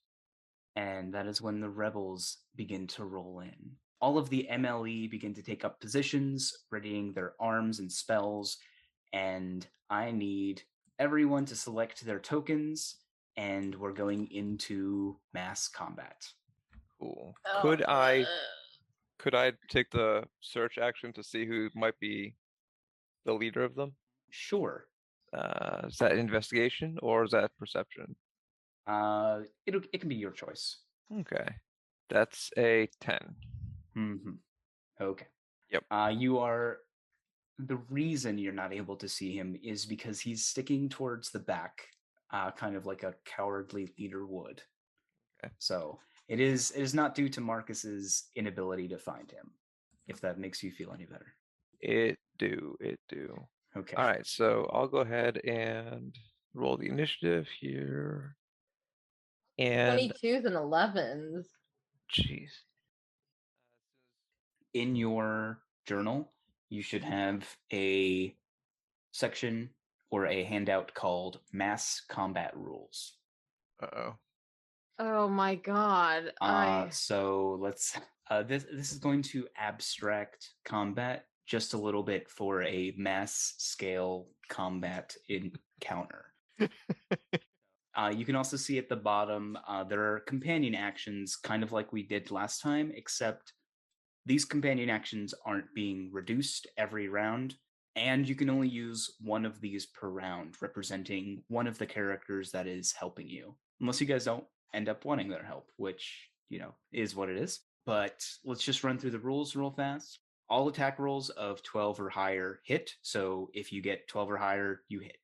Doesn't matter who you're attacking. Enemies are always within range of ranged attacks, so if you're firing a gun, if you have a spell that has a range, you can always be sure that you're going to hit someone.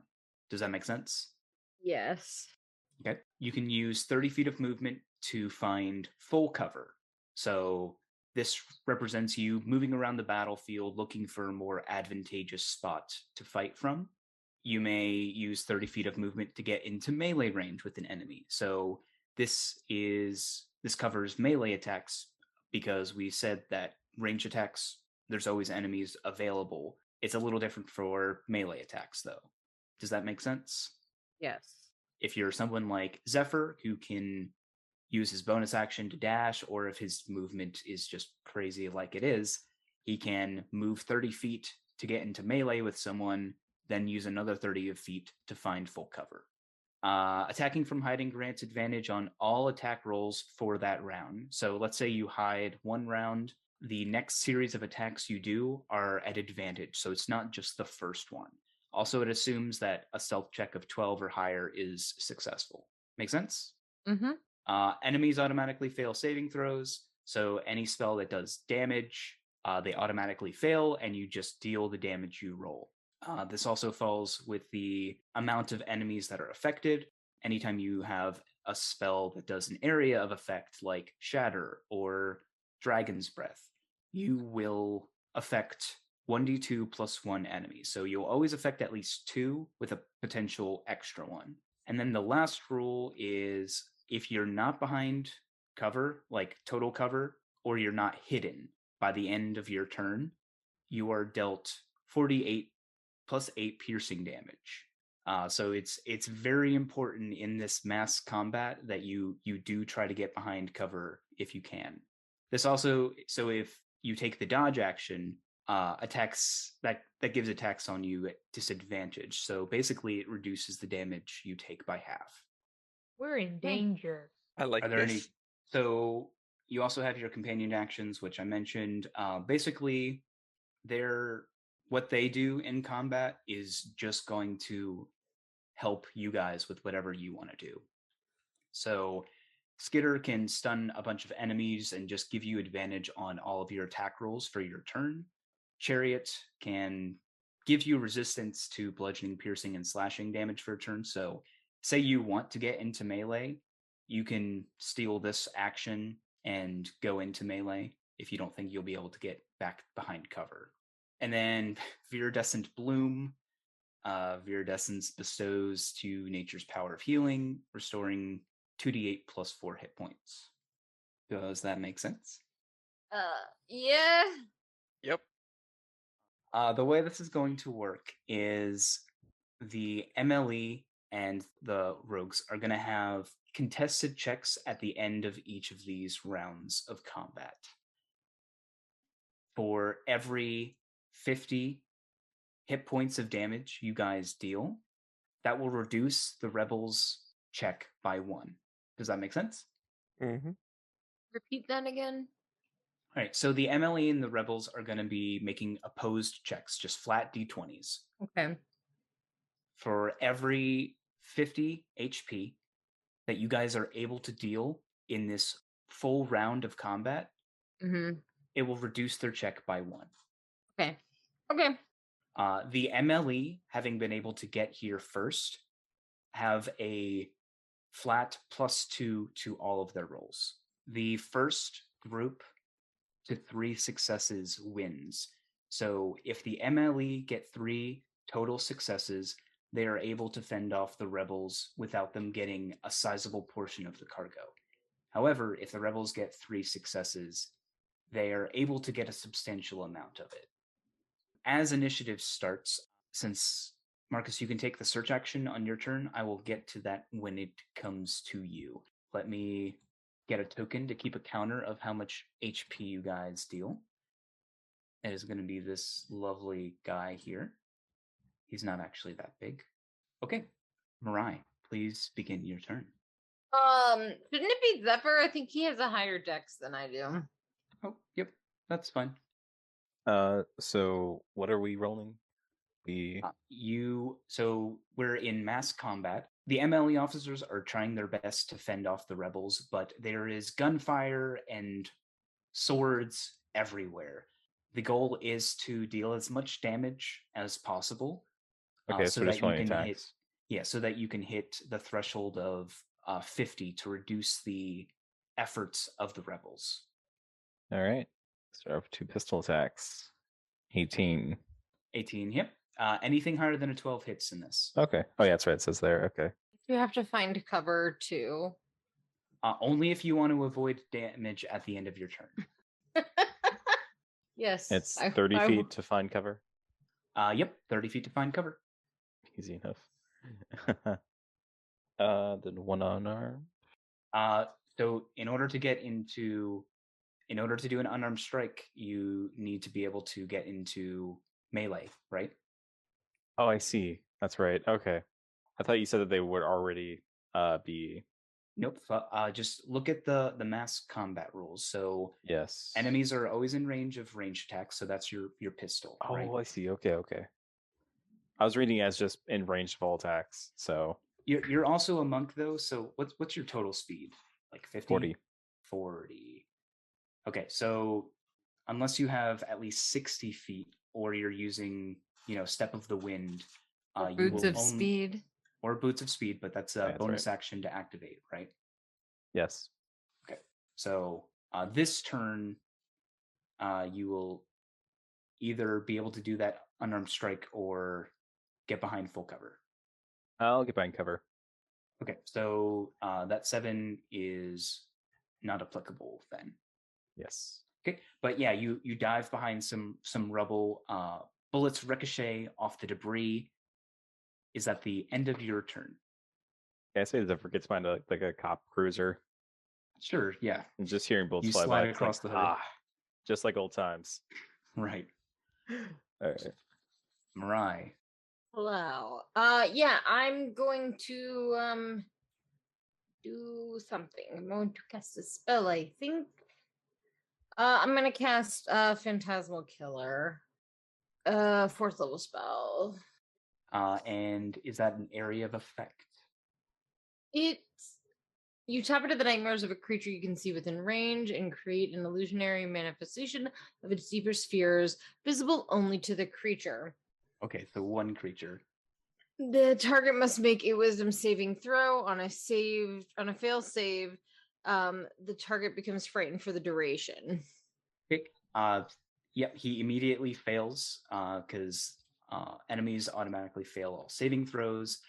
So yeah, you drive this guy insane and he runs screaming from the fight. Bye. It's concentration too, so So you're wanting to deal this multiple rounds. We'll say since this is mass combat, you can switch it between people, even though normally you can only do it to one. True. Okay, cool. I'm good with that. Because that 21 would definitely would kill him. Ooh, Yes. sorry, buddy. That's tough. I'll make an addendum to the mass combat rules later that concentration spells that deal damage to one creature can be carried over to other creatures. But Cool. that's fine. That would be awesome. And then Mirai runs and finds cover with Zephyr and is like, "Oh, okay. I hate this." And then that's it. That's my turn. Okay, Marcus. All right, so the red tiefling that's hanging out of the door, he's gonna be my first target, and he would. You did not get high enough to see him. Oh, well, okay then. But if you are willing to use your bonus action, I would like to point something out to Marcus. I would love to use that bonus action. Okay. It will require a search action with an investigation or perception of 15. Let me check this one more time. Can you guys hear that playing outside? Oh, not 15, No. 14 or higher. 14 or higher? Okay. Yes. That's 23. You're still at disadvantage. That's the other way around. Sorry. But yes, that is fine. You look around the area and you see some of the ship cannons lying around. Philip had a total of 6 of them. These cannons should be capable of destroying the vehicles. Destroying a vehicle will reduce the rebel check by 1 permanently. It takes an action to fire one of these, though. Oh, I'm gonna go run over from one of those cannons. Yeah, we can say that you don't need to spend your movement to get to the cannon. That kind of was represented by your investigation check. But you're going to go ahead and fire the cannon. Oh yes. Okay. We need to determine if the cannon is operational. So there's a 40% chance that the cannon is not only in an optimal firing position, but also operational to begin with. So please roll a D100 and hope for a 1 through 40. Okay. That's pretty good. Lucky number 7. Yep. This one is like pointed directly at one of the jeeps.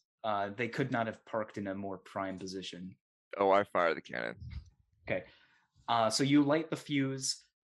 It winds down. There's an explosion, and one of the jeeps erupts in fire. Not only is this fire damage, but this is blunt, like a cannonball. This does much more than a fireball would be able to do. The car explodes. We hear a Wilhelm scream as some of the drivers and occupants dive from the vehicle. You still have your movement. In that case, I'm going to move to cover. Okay. And is that the end of your turn? Let's see. That was a bonus action, and yes, that's it. Okay. Halo's turn. What do you guys want Halo to do? We'll say that he's always in range of casting his spells on you guys because the range of spells. Well, You want to do a haste on 2 people? Who's getting haste?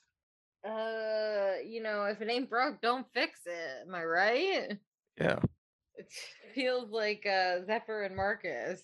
Oh, I was gonna go with Oh. Zephyr and Mirai, because if Mirai's got gonna go lion form, Oh, I could she go could big do lion. she could do some major damage with that.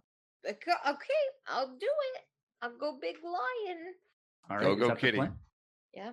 Okay. Halo will cast haste on both Zephyr and Mirai. You guys feel this water rushing around you, letting you cut through the air like a fish in water. Halo's also going to use his movement to get behind cover. And that'll be Halo's turn. Beatrice, what would you like to do? B is gonna. Is Battlebee also? No, Battlebee can use her movement to also hide. Okay. We'll say if you're on Battlebee when she uses her movement to hide, you're also behind cover. Okay. I'm gonna use 2 shots to shoot my hand cannon. Okay. Yeah, make those attacks. We are in danger. 17 and 22. Yeah, both of those hit. I think it's 15.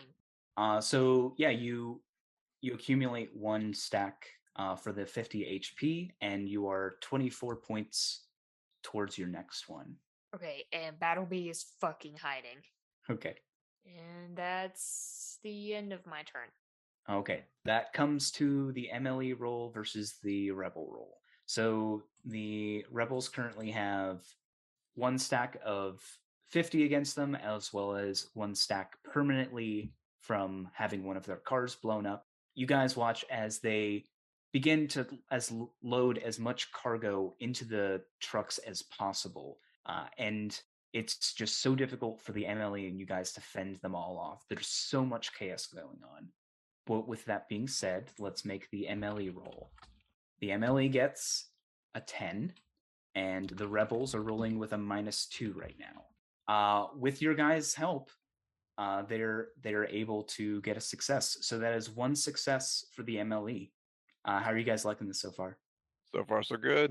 I like Yeah. it. Interesting, yeah. Goes to the next round. So the stacks from the 50 are cleared, as well as the HP done from last round.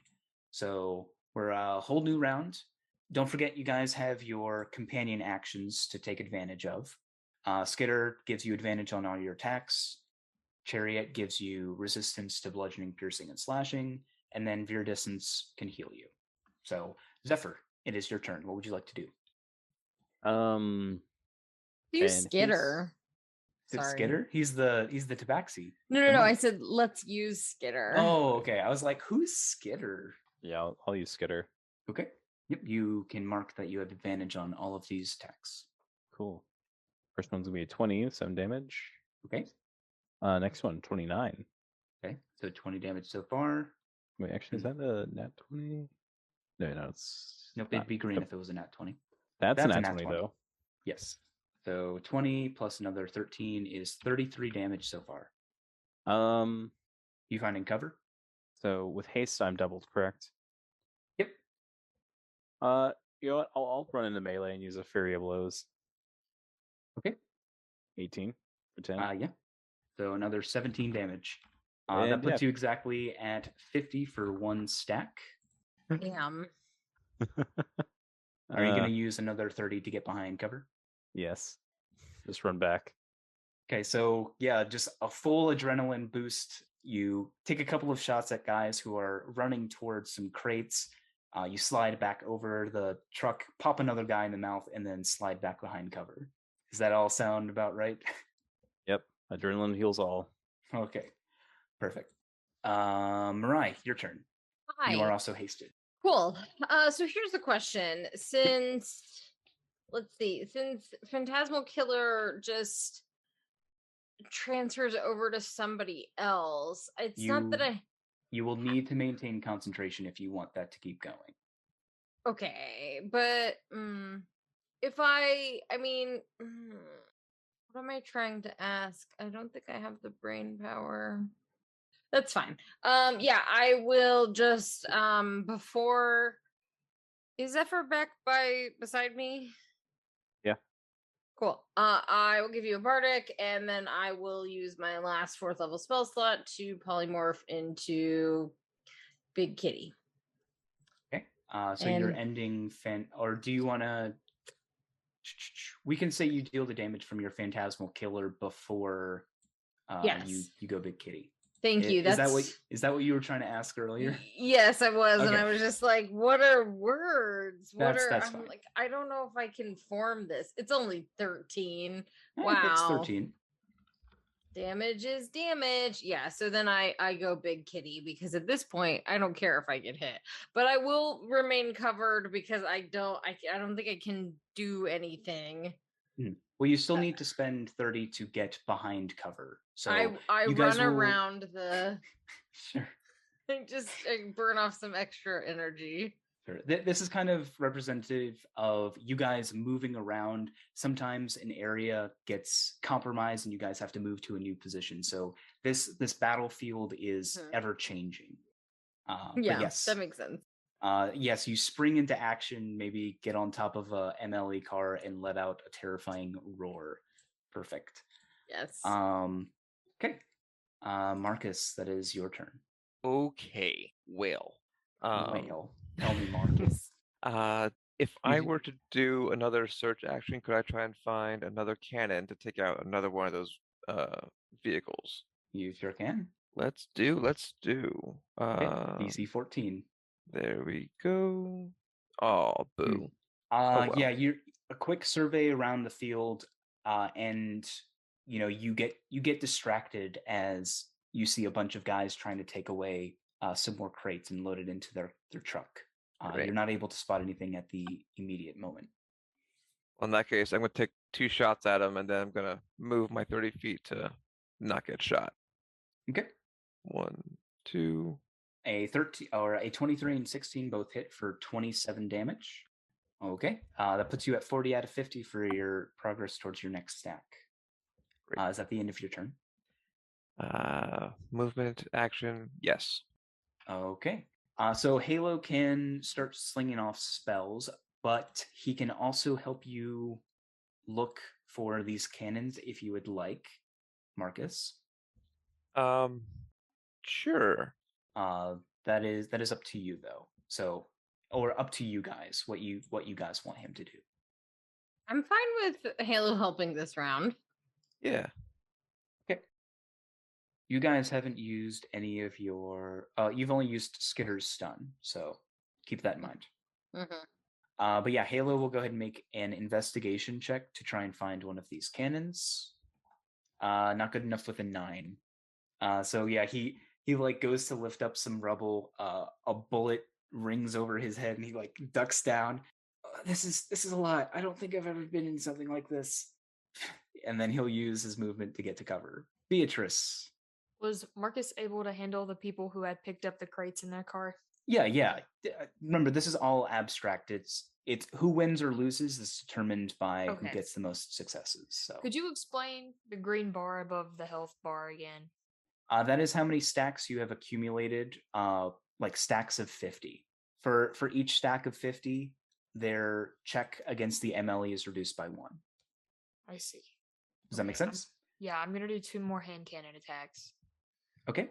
I think she's on top. She's like on Battlebee with the hand cannon, and Battlebee is like popping in and up. Okay. Is she like rotating around while like firing the cannon? Yeah. Bee's just like, ah! Perfect. 15 or 19. Yep. So that's So 28. another 28 damage. That gets you your next stack. So yep, that's 2. And then Battle Bee will use her movement for us to hide again. Perfect. Okay. So another contested roll. The rebels are now rolling with a -3 from the 2 stacks you guys gained this round and the 1 permanent stack. So first we'll do the MLE. They get a +2 and 11. They get another success. So that's 2-0 right now. The MLE needs 1 more success to fend these guys off. The stack's clear, and Zephyr, it is your turn once more. All right. Yeah. No, I think the formula worked last time. Okay. Top 20, 25, and 17 for pistol attacks. Okay. So a total of 26 damage. Are you using Mm, Flurry of Blows? Yes. That's my last key point. Ooh, the 11 does not hit. Darn. The 20 does. Is that the end of your turn? That'll be it. You're finding cover, right? Oh, yes, of course. Okay. I assume you have the movement, so Mariah, it is your turn. Kitty time. Lions Yeah. have like 60-foot movement speed, right? Yeah, and I have 120 because I'm hasted, baby. Yeah, so getting to cover is no issue for you. Yeah, I'm gonna charge in and I'm gonna do some biting. Okay. Bite. What? Oh, Claw. Heck okay. yes. Claw hits. 13, and then I'm gonna bite again. Hit. The 12 just hits, not just misses, just hits. 18 is a very fierce one. Mhm. Yeah, so she does that, and then she jumps on a couple of cars, having no impact, but then goes and hides, takes cover. Okay.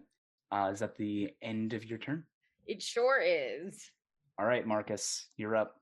Okay, so gonna bonus action search for another cannon. Okay. Oh, Ooh, nothing. nothing. All right, 2 shots. The 13 hits, and so does the 18. Great. So So another that's 25 damage. Yep. And then Okay. I'm going to move for cover. All right. What do you guys want Halo doing? Same thing as last time, or do you want him to deal some damage? I have him deal some damage. Yeah. Okay. He'll do a 2nd level guiding bolt for 16 radiant damage. Perfect. That puts you up another stack and 3 points of progress towards your next. Beatrice, your turn. Oh, he's going for cover. Beatrice. Good. B is gonna tell Battle Bee to get back up, and she'll take 2 more hits. Okay. Don't forget area of effect spells. Okay, that is fine. Area of effect spells always deal damage to at least 2 or 3 targets, so that effectively multiplies your damage. Mm-hmm. That's 25. Okay. Yeah, I don't think I have AoE spells. Dragon's Breath is an AoE spell. Oh yeah, Battle Bee does have that. Yikes. Will she be able to hide while still doing that? What's her movement speed? It's 40.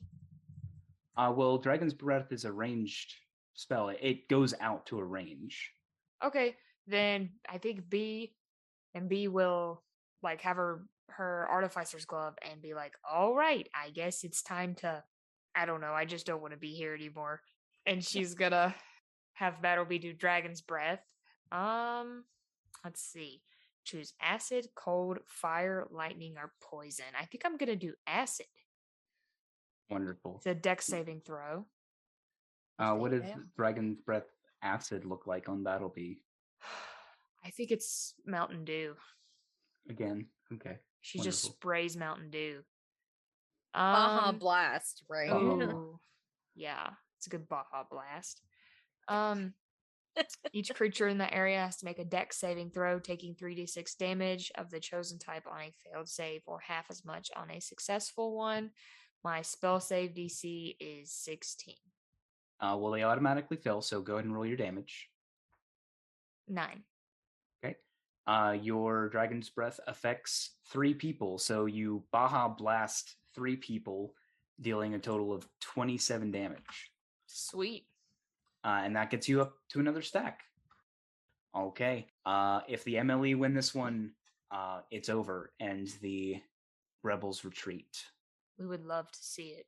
So the MLE is rolling with a +2, 1d20 +2. It's going to be hard to beat. The rebels are rolling with a -4, Wow. -2.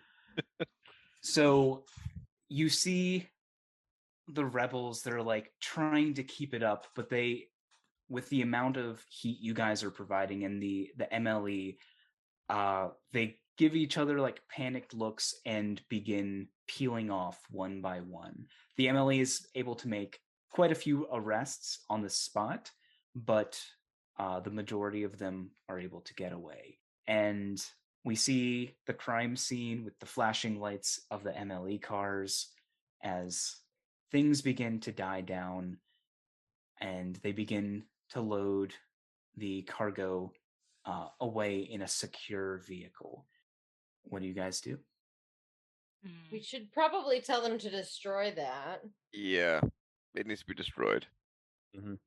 You see Officer Davis is like looking proudly at everything that's happened, and as you guys are looking at him, he nods with affirmation at what happened here today. He nods with patriotism. Long live the 10th Kingdom. Oh my god. Glory to the 10th Kingdom. Yeah, I think we should just tell them that shit needs to be destroyed. Mariah will look over at Zephyr. Well, they're your friends. Well, I guess you're right. Mm-hmm. All right. Well, we should probably destroy these. He says, pointing at them.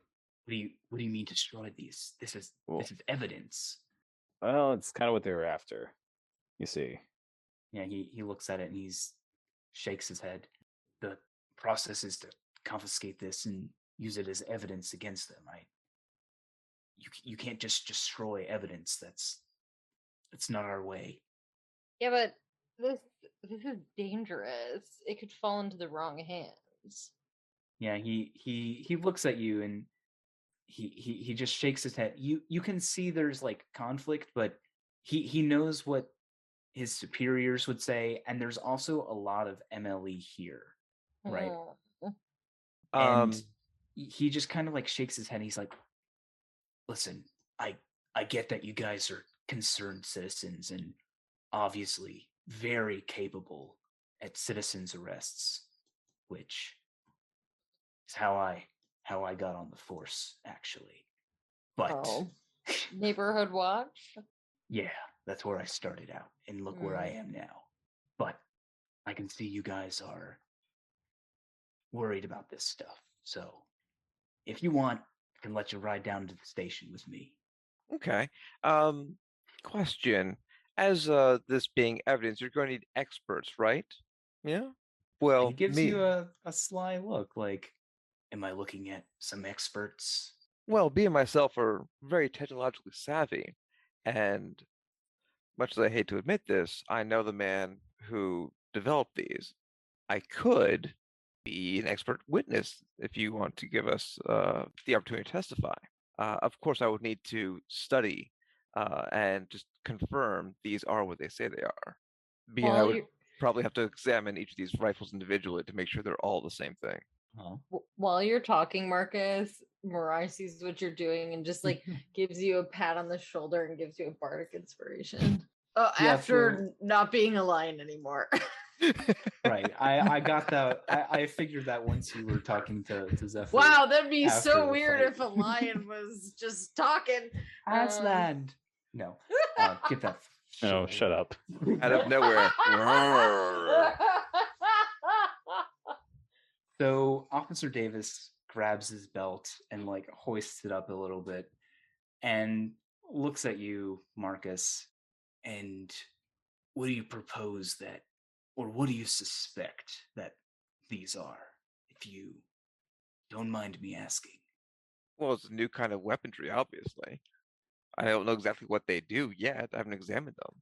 He nods. He says, listen, you're obviously skilled with firearms. I definitely think I could use someone like you.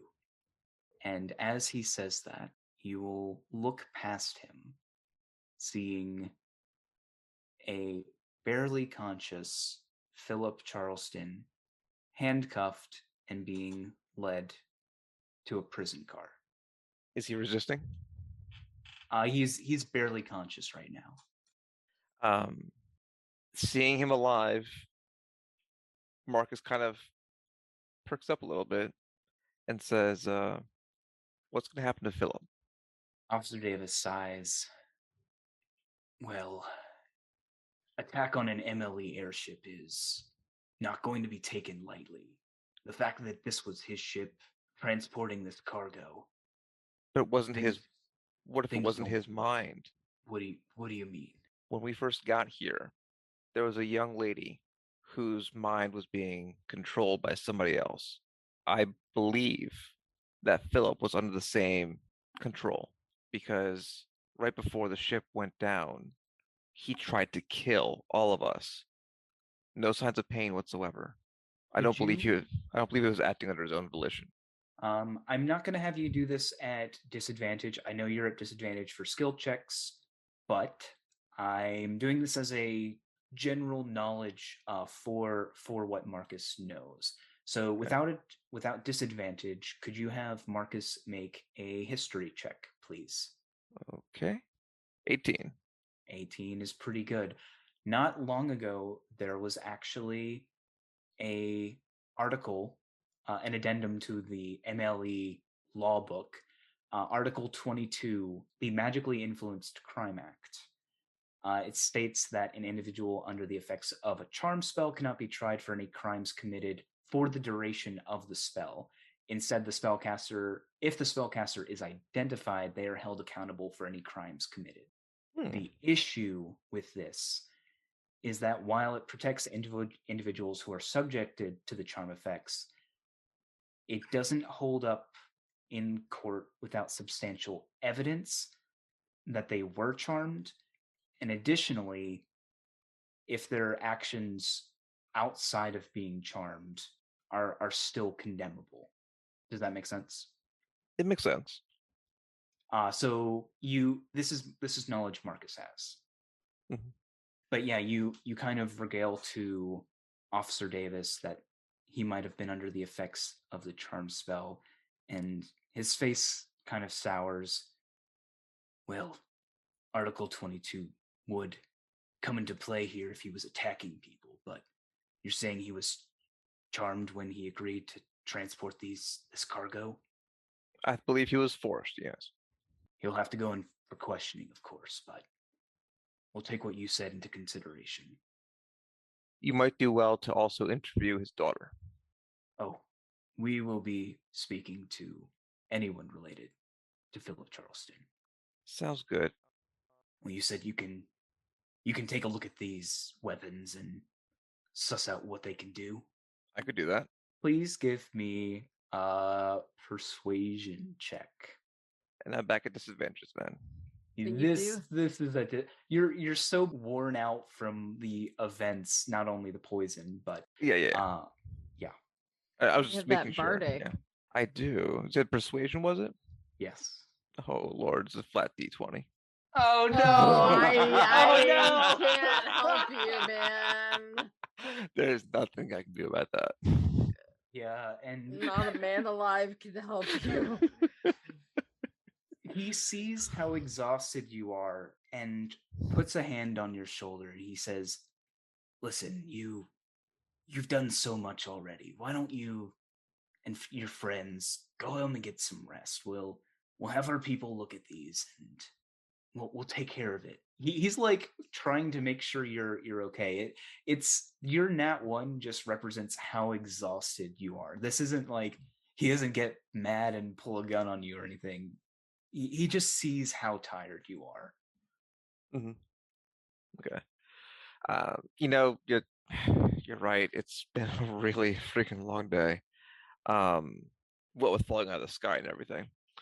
And he's like, "I get it. I've been there." Squeezes your shoulder a little bit.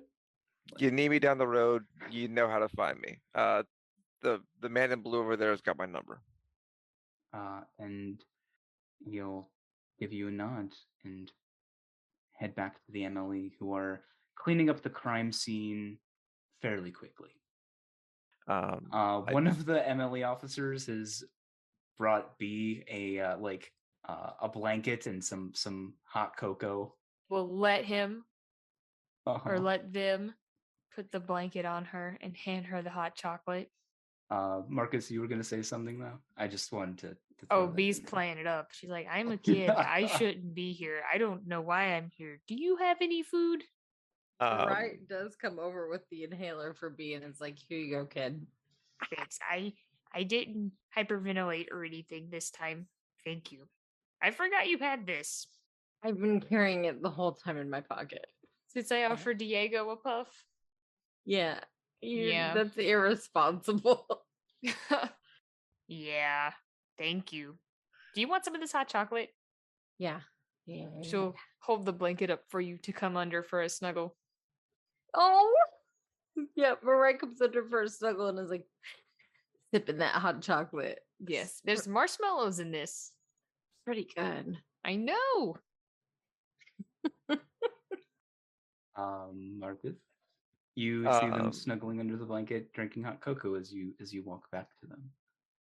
Where did you guys get hot cocoa? I want hot cocoa. I want hot cocoa. Give me one moment. B is gonna like squirm out from under the blanket and kind of like worm down. Wait, are we on top? Are we like on the back of a car? Yeah, you're like on the hood of a you like go MLE limp car. and like slither down to the ground and stand feel up. like a SpongeBob moment. And she's gonna go find the officer. Mhm. Excuse me. Yeah, we're gonna get you, kid. I would like to thank you for the hot chocolate. I drank it all. May I have more? Yeah, sure. And he goes into his MLE car. There's like a kettle built into his car, and he takes out a packet of hot cocoa, a styrofoam cup, and makes you a quick cup of hot cocoa. Could I have extra marshmallows? You know what? I'll give you an extra pack. How's that? You can just mix it in there. Thank you. Like double chocolate. Yeah, double marshmallow too. Could I do like triple chocolate?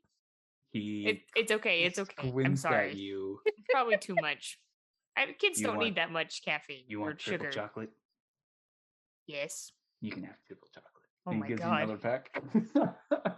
He walks over and will take the styrofoam cup from Lux that's half empty. Mm-hmm.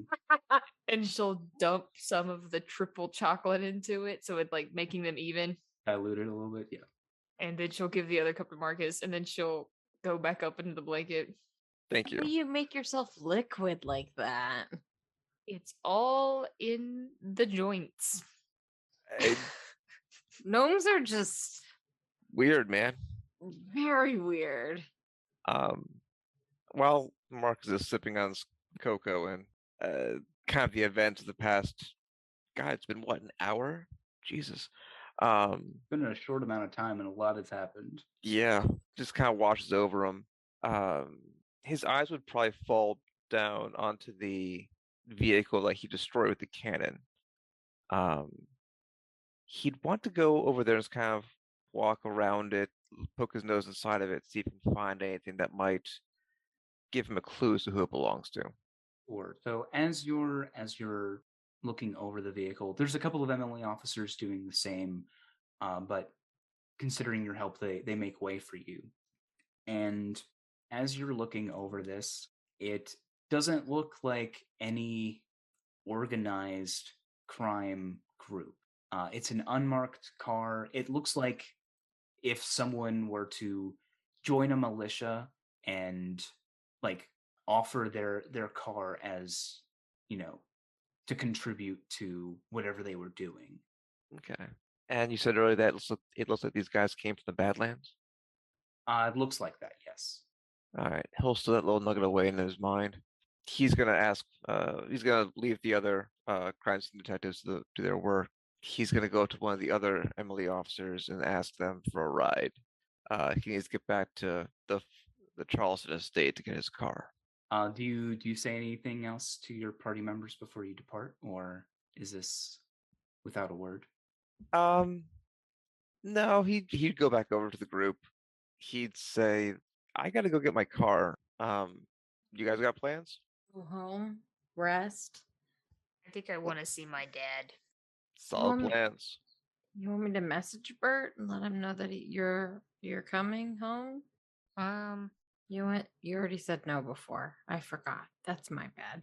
She'll just pat B on the head and be like, "Okay, how about we get a ride from the police? We get you home, and Zephyr, you and I can go home too, unless you want to go with Marcus."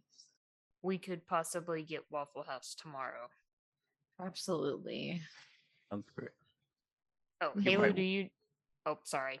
I was gonna say you might want to give Bert a heads up that B is in fact not under arrest and being returned to the police for any ill-gotten means. No, we should no. Let him panic. You're a terrible daughter. This is the biggest dad energy Marcus has ever had, to be like, "Please, for the love of God, tell your father that the police are just delivering you, not because you've done something wrong, but because you're okay." I mean, to be fair, he knows us. He does know us. Fucking Bert is gonna be like, "We're fucking moving like, to a different kingdom." Going to Trella, the kingdom of the elves. With, Yeah. He's gonna move in with Carlos. With Carlos, yeah. yeah. The end of this You- campaign is B moving away to Trella. Sad. You just see her looking back at sitting in the back of a station wagon Cue like a really sad Disney as we song. wave goodbye. Yeah, I think I can meet you guys for Waffle House. Halo, will you also need a ride? I mean, he looks at your Jeep. Don't talk Yeah. about it. Okay, I'm sorry. I'm talking about the cops, Halo, the MLE, not my Hey. car. Don't worry, B. I still can sell that scroll that we got from, our gnomish friend, and we can get you a new car. Okay? That's not fair. What do you your mean stuff. it's- That's your stuff. No, it's our stuff. Well, I want to make sure it's okay with everyone, but this is a discussion we can have later at Waffle House. Okay. I'm gonna go see if I can get like 3 more packets of this hot cocoa before we go. I'm gonna play it up. Wonderful. I mean, can we not just ask the police officer to stop at the Wawa and we could just buy a pack of Swiss Miss for you? These are free. Yeah, okay. You're not wrong. Yeah. Yeah. All right. I think I'm gonna try to get a ride with him. Wonderful. B's gonna go up. Excuse me. Yeah, kid. That was like 4 packs of hot cocoa. Were you gonna ask me if I wanted more? I mean, I really think that maybe. B puts on the 4 biggest puppy dog eyes. I would love more. I actually can't really have this. I'm like, I never have this stuff. Oh, jeez. He does a pouty face. He's like, "Oh, the poor kid. Yeah, sure, kid. You can have whatever you want." B turns You around know, and gives you guys a thumbs up. He'll give you some more. He'll give you whatever you want. He'll give you the whole box. Oh my god. Would you also Well, give me a ride home? Yeah, of course. Is it okay if my battle becomes? He looks at the battle bee and sheds a tear, wipes it away. Yeah. Okay. She might leave some scratches. Not big ones. Is that okay? That's fine. Yeah, I actually just recently became an MLE officer. Oh, that's Used cool. to be a security guard. Name's Howard, by the way. Nice to meet you, Howard. Wait a minute. Shakes your hand. Hold on. I feel like we met this motherfucker before. You haven't. Okay. A certain other bard has though. Oh my god, stop. Is that him? Yeah. Oh my god. The man, the myth, the legend, Howard. Howard. Okay. Oh, that's So- cool. Is it do you want me to ride in the back seat? I don't know what your policy on kids riding in the front is. God. Yeah, he rubs the back of his head. He's like, it's not like gnome equipped, so Okay. maybe yeah, Okay. back seat probably. Can my friends come? Can you also bring them home? Yeah, sure. And he like waves for you guys to come on over. Okay, I'm gonna tell my Battlebee to get situated. Yeah, you do that, kid. He watches Battleby climb on top of his car and clip her hands on the frames above, like He where the rolls. doors meet the like top of your car. He doesn't get a window down in time, and her one of her legs goes through it. And he's like, that's fine, that's fine. Oh, I'm sorry. But yeah, so is you guys are all piling into this MLE car. Marcus, are you taking a separate one, or are you going in this one as well? I think a separate one. I'm pretty sure we're going opposite directions at this point. Okay. Yeah. So you all pile in with Officer Howard. Yeah, you guys are taken home by Officer Howard, and probably Officer Davis would give you a ride, Marcus. And we see you in the passenger seat, maybe looking out the window as the streetlights pass by overhead, getting closer and closer to the Charleston estate. Absentmindedly, Marcus is kind of fiddling with the bishop in his pocket, kind of replaying the events of the day. He'd probably, once he gets to the estate, he'd probably thank Officer Davis and take the car for a spin around the city for a bit, just thinking about things. And he'd probably find his way over to Mr. Green's. It's still open. There's a couple of people maybe smoking outside, sort of hushed tones. But Okay. you go in, hear the static of the radio as a soft song is emanating from it.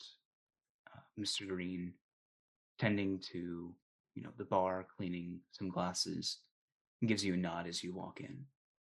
He'd order 2 glasses of 3 fingers of whiskey, and he'd go sit down in the corner by the chessboard. And is that the last shot we see of Marcus at the table with the chessboard and the 2 drinks? I think the last thing you would see would be him putting the bishop down on the opposite side of the board, putting the glass down, and lighting the glass on the bishop's side on fire. So there's kind of a flame flickering up off the glass. He takes his drink in one go, and then kind of lets the glass burn out.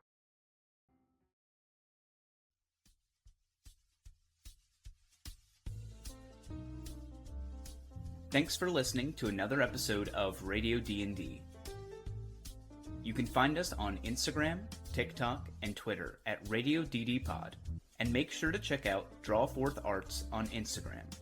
They created our podcast cover art and did an absolute amazing job. If you liked what you heard, please rate our podcast on Apple Podcasts, Spotify, or wherever you're listening. Hi, I'm Stephanie.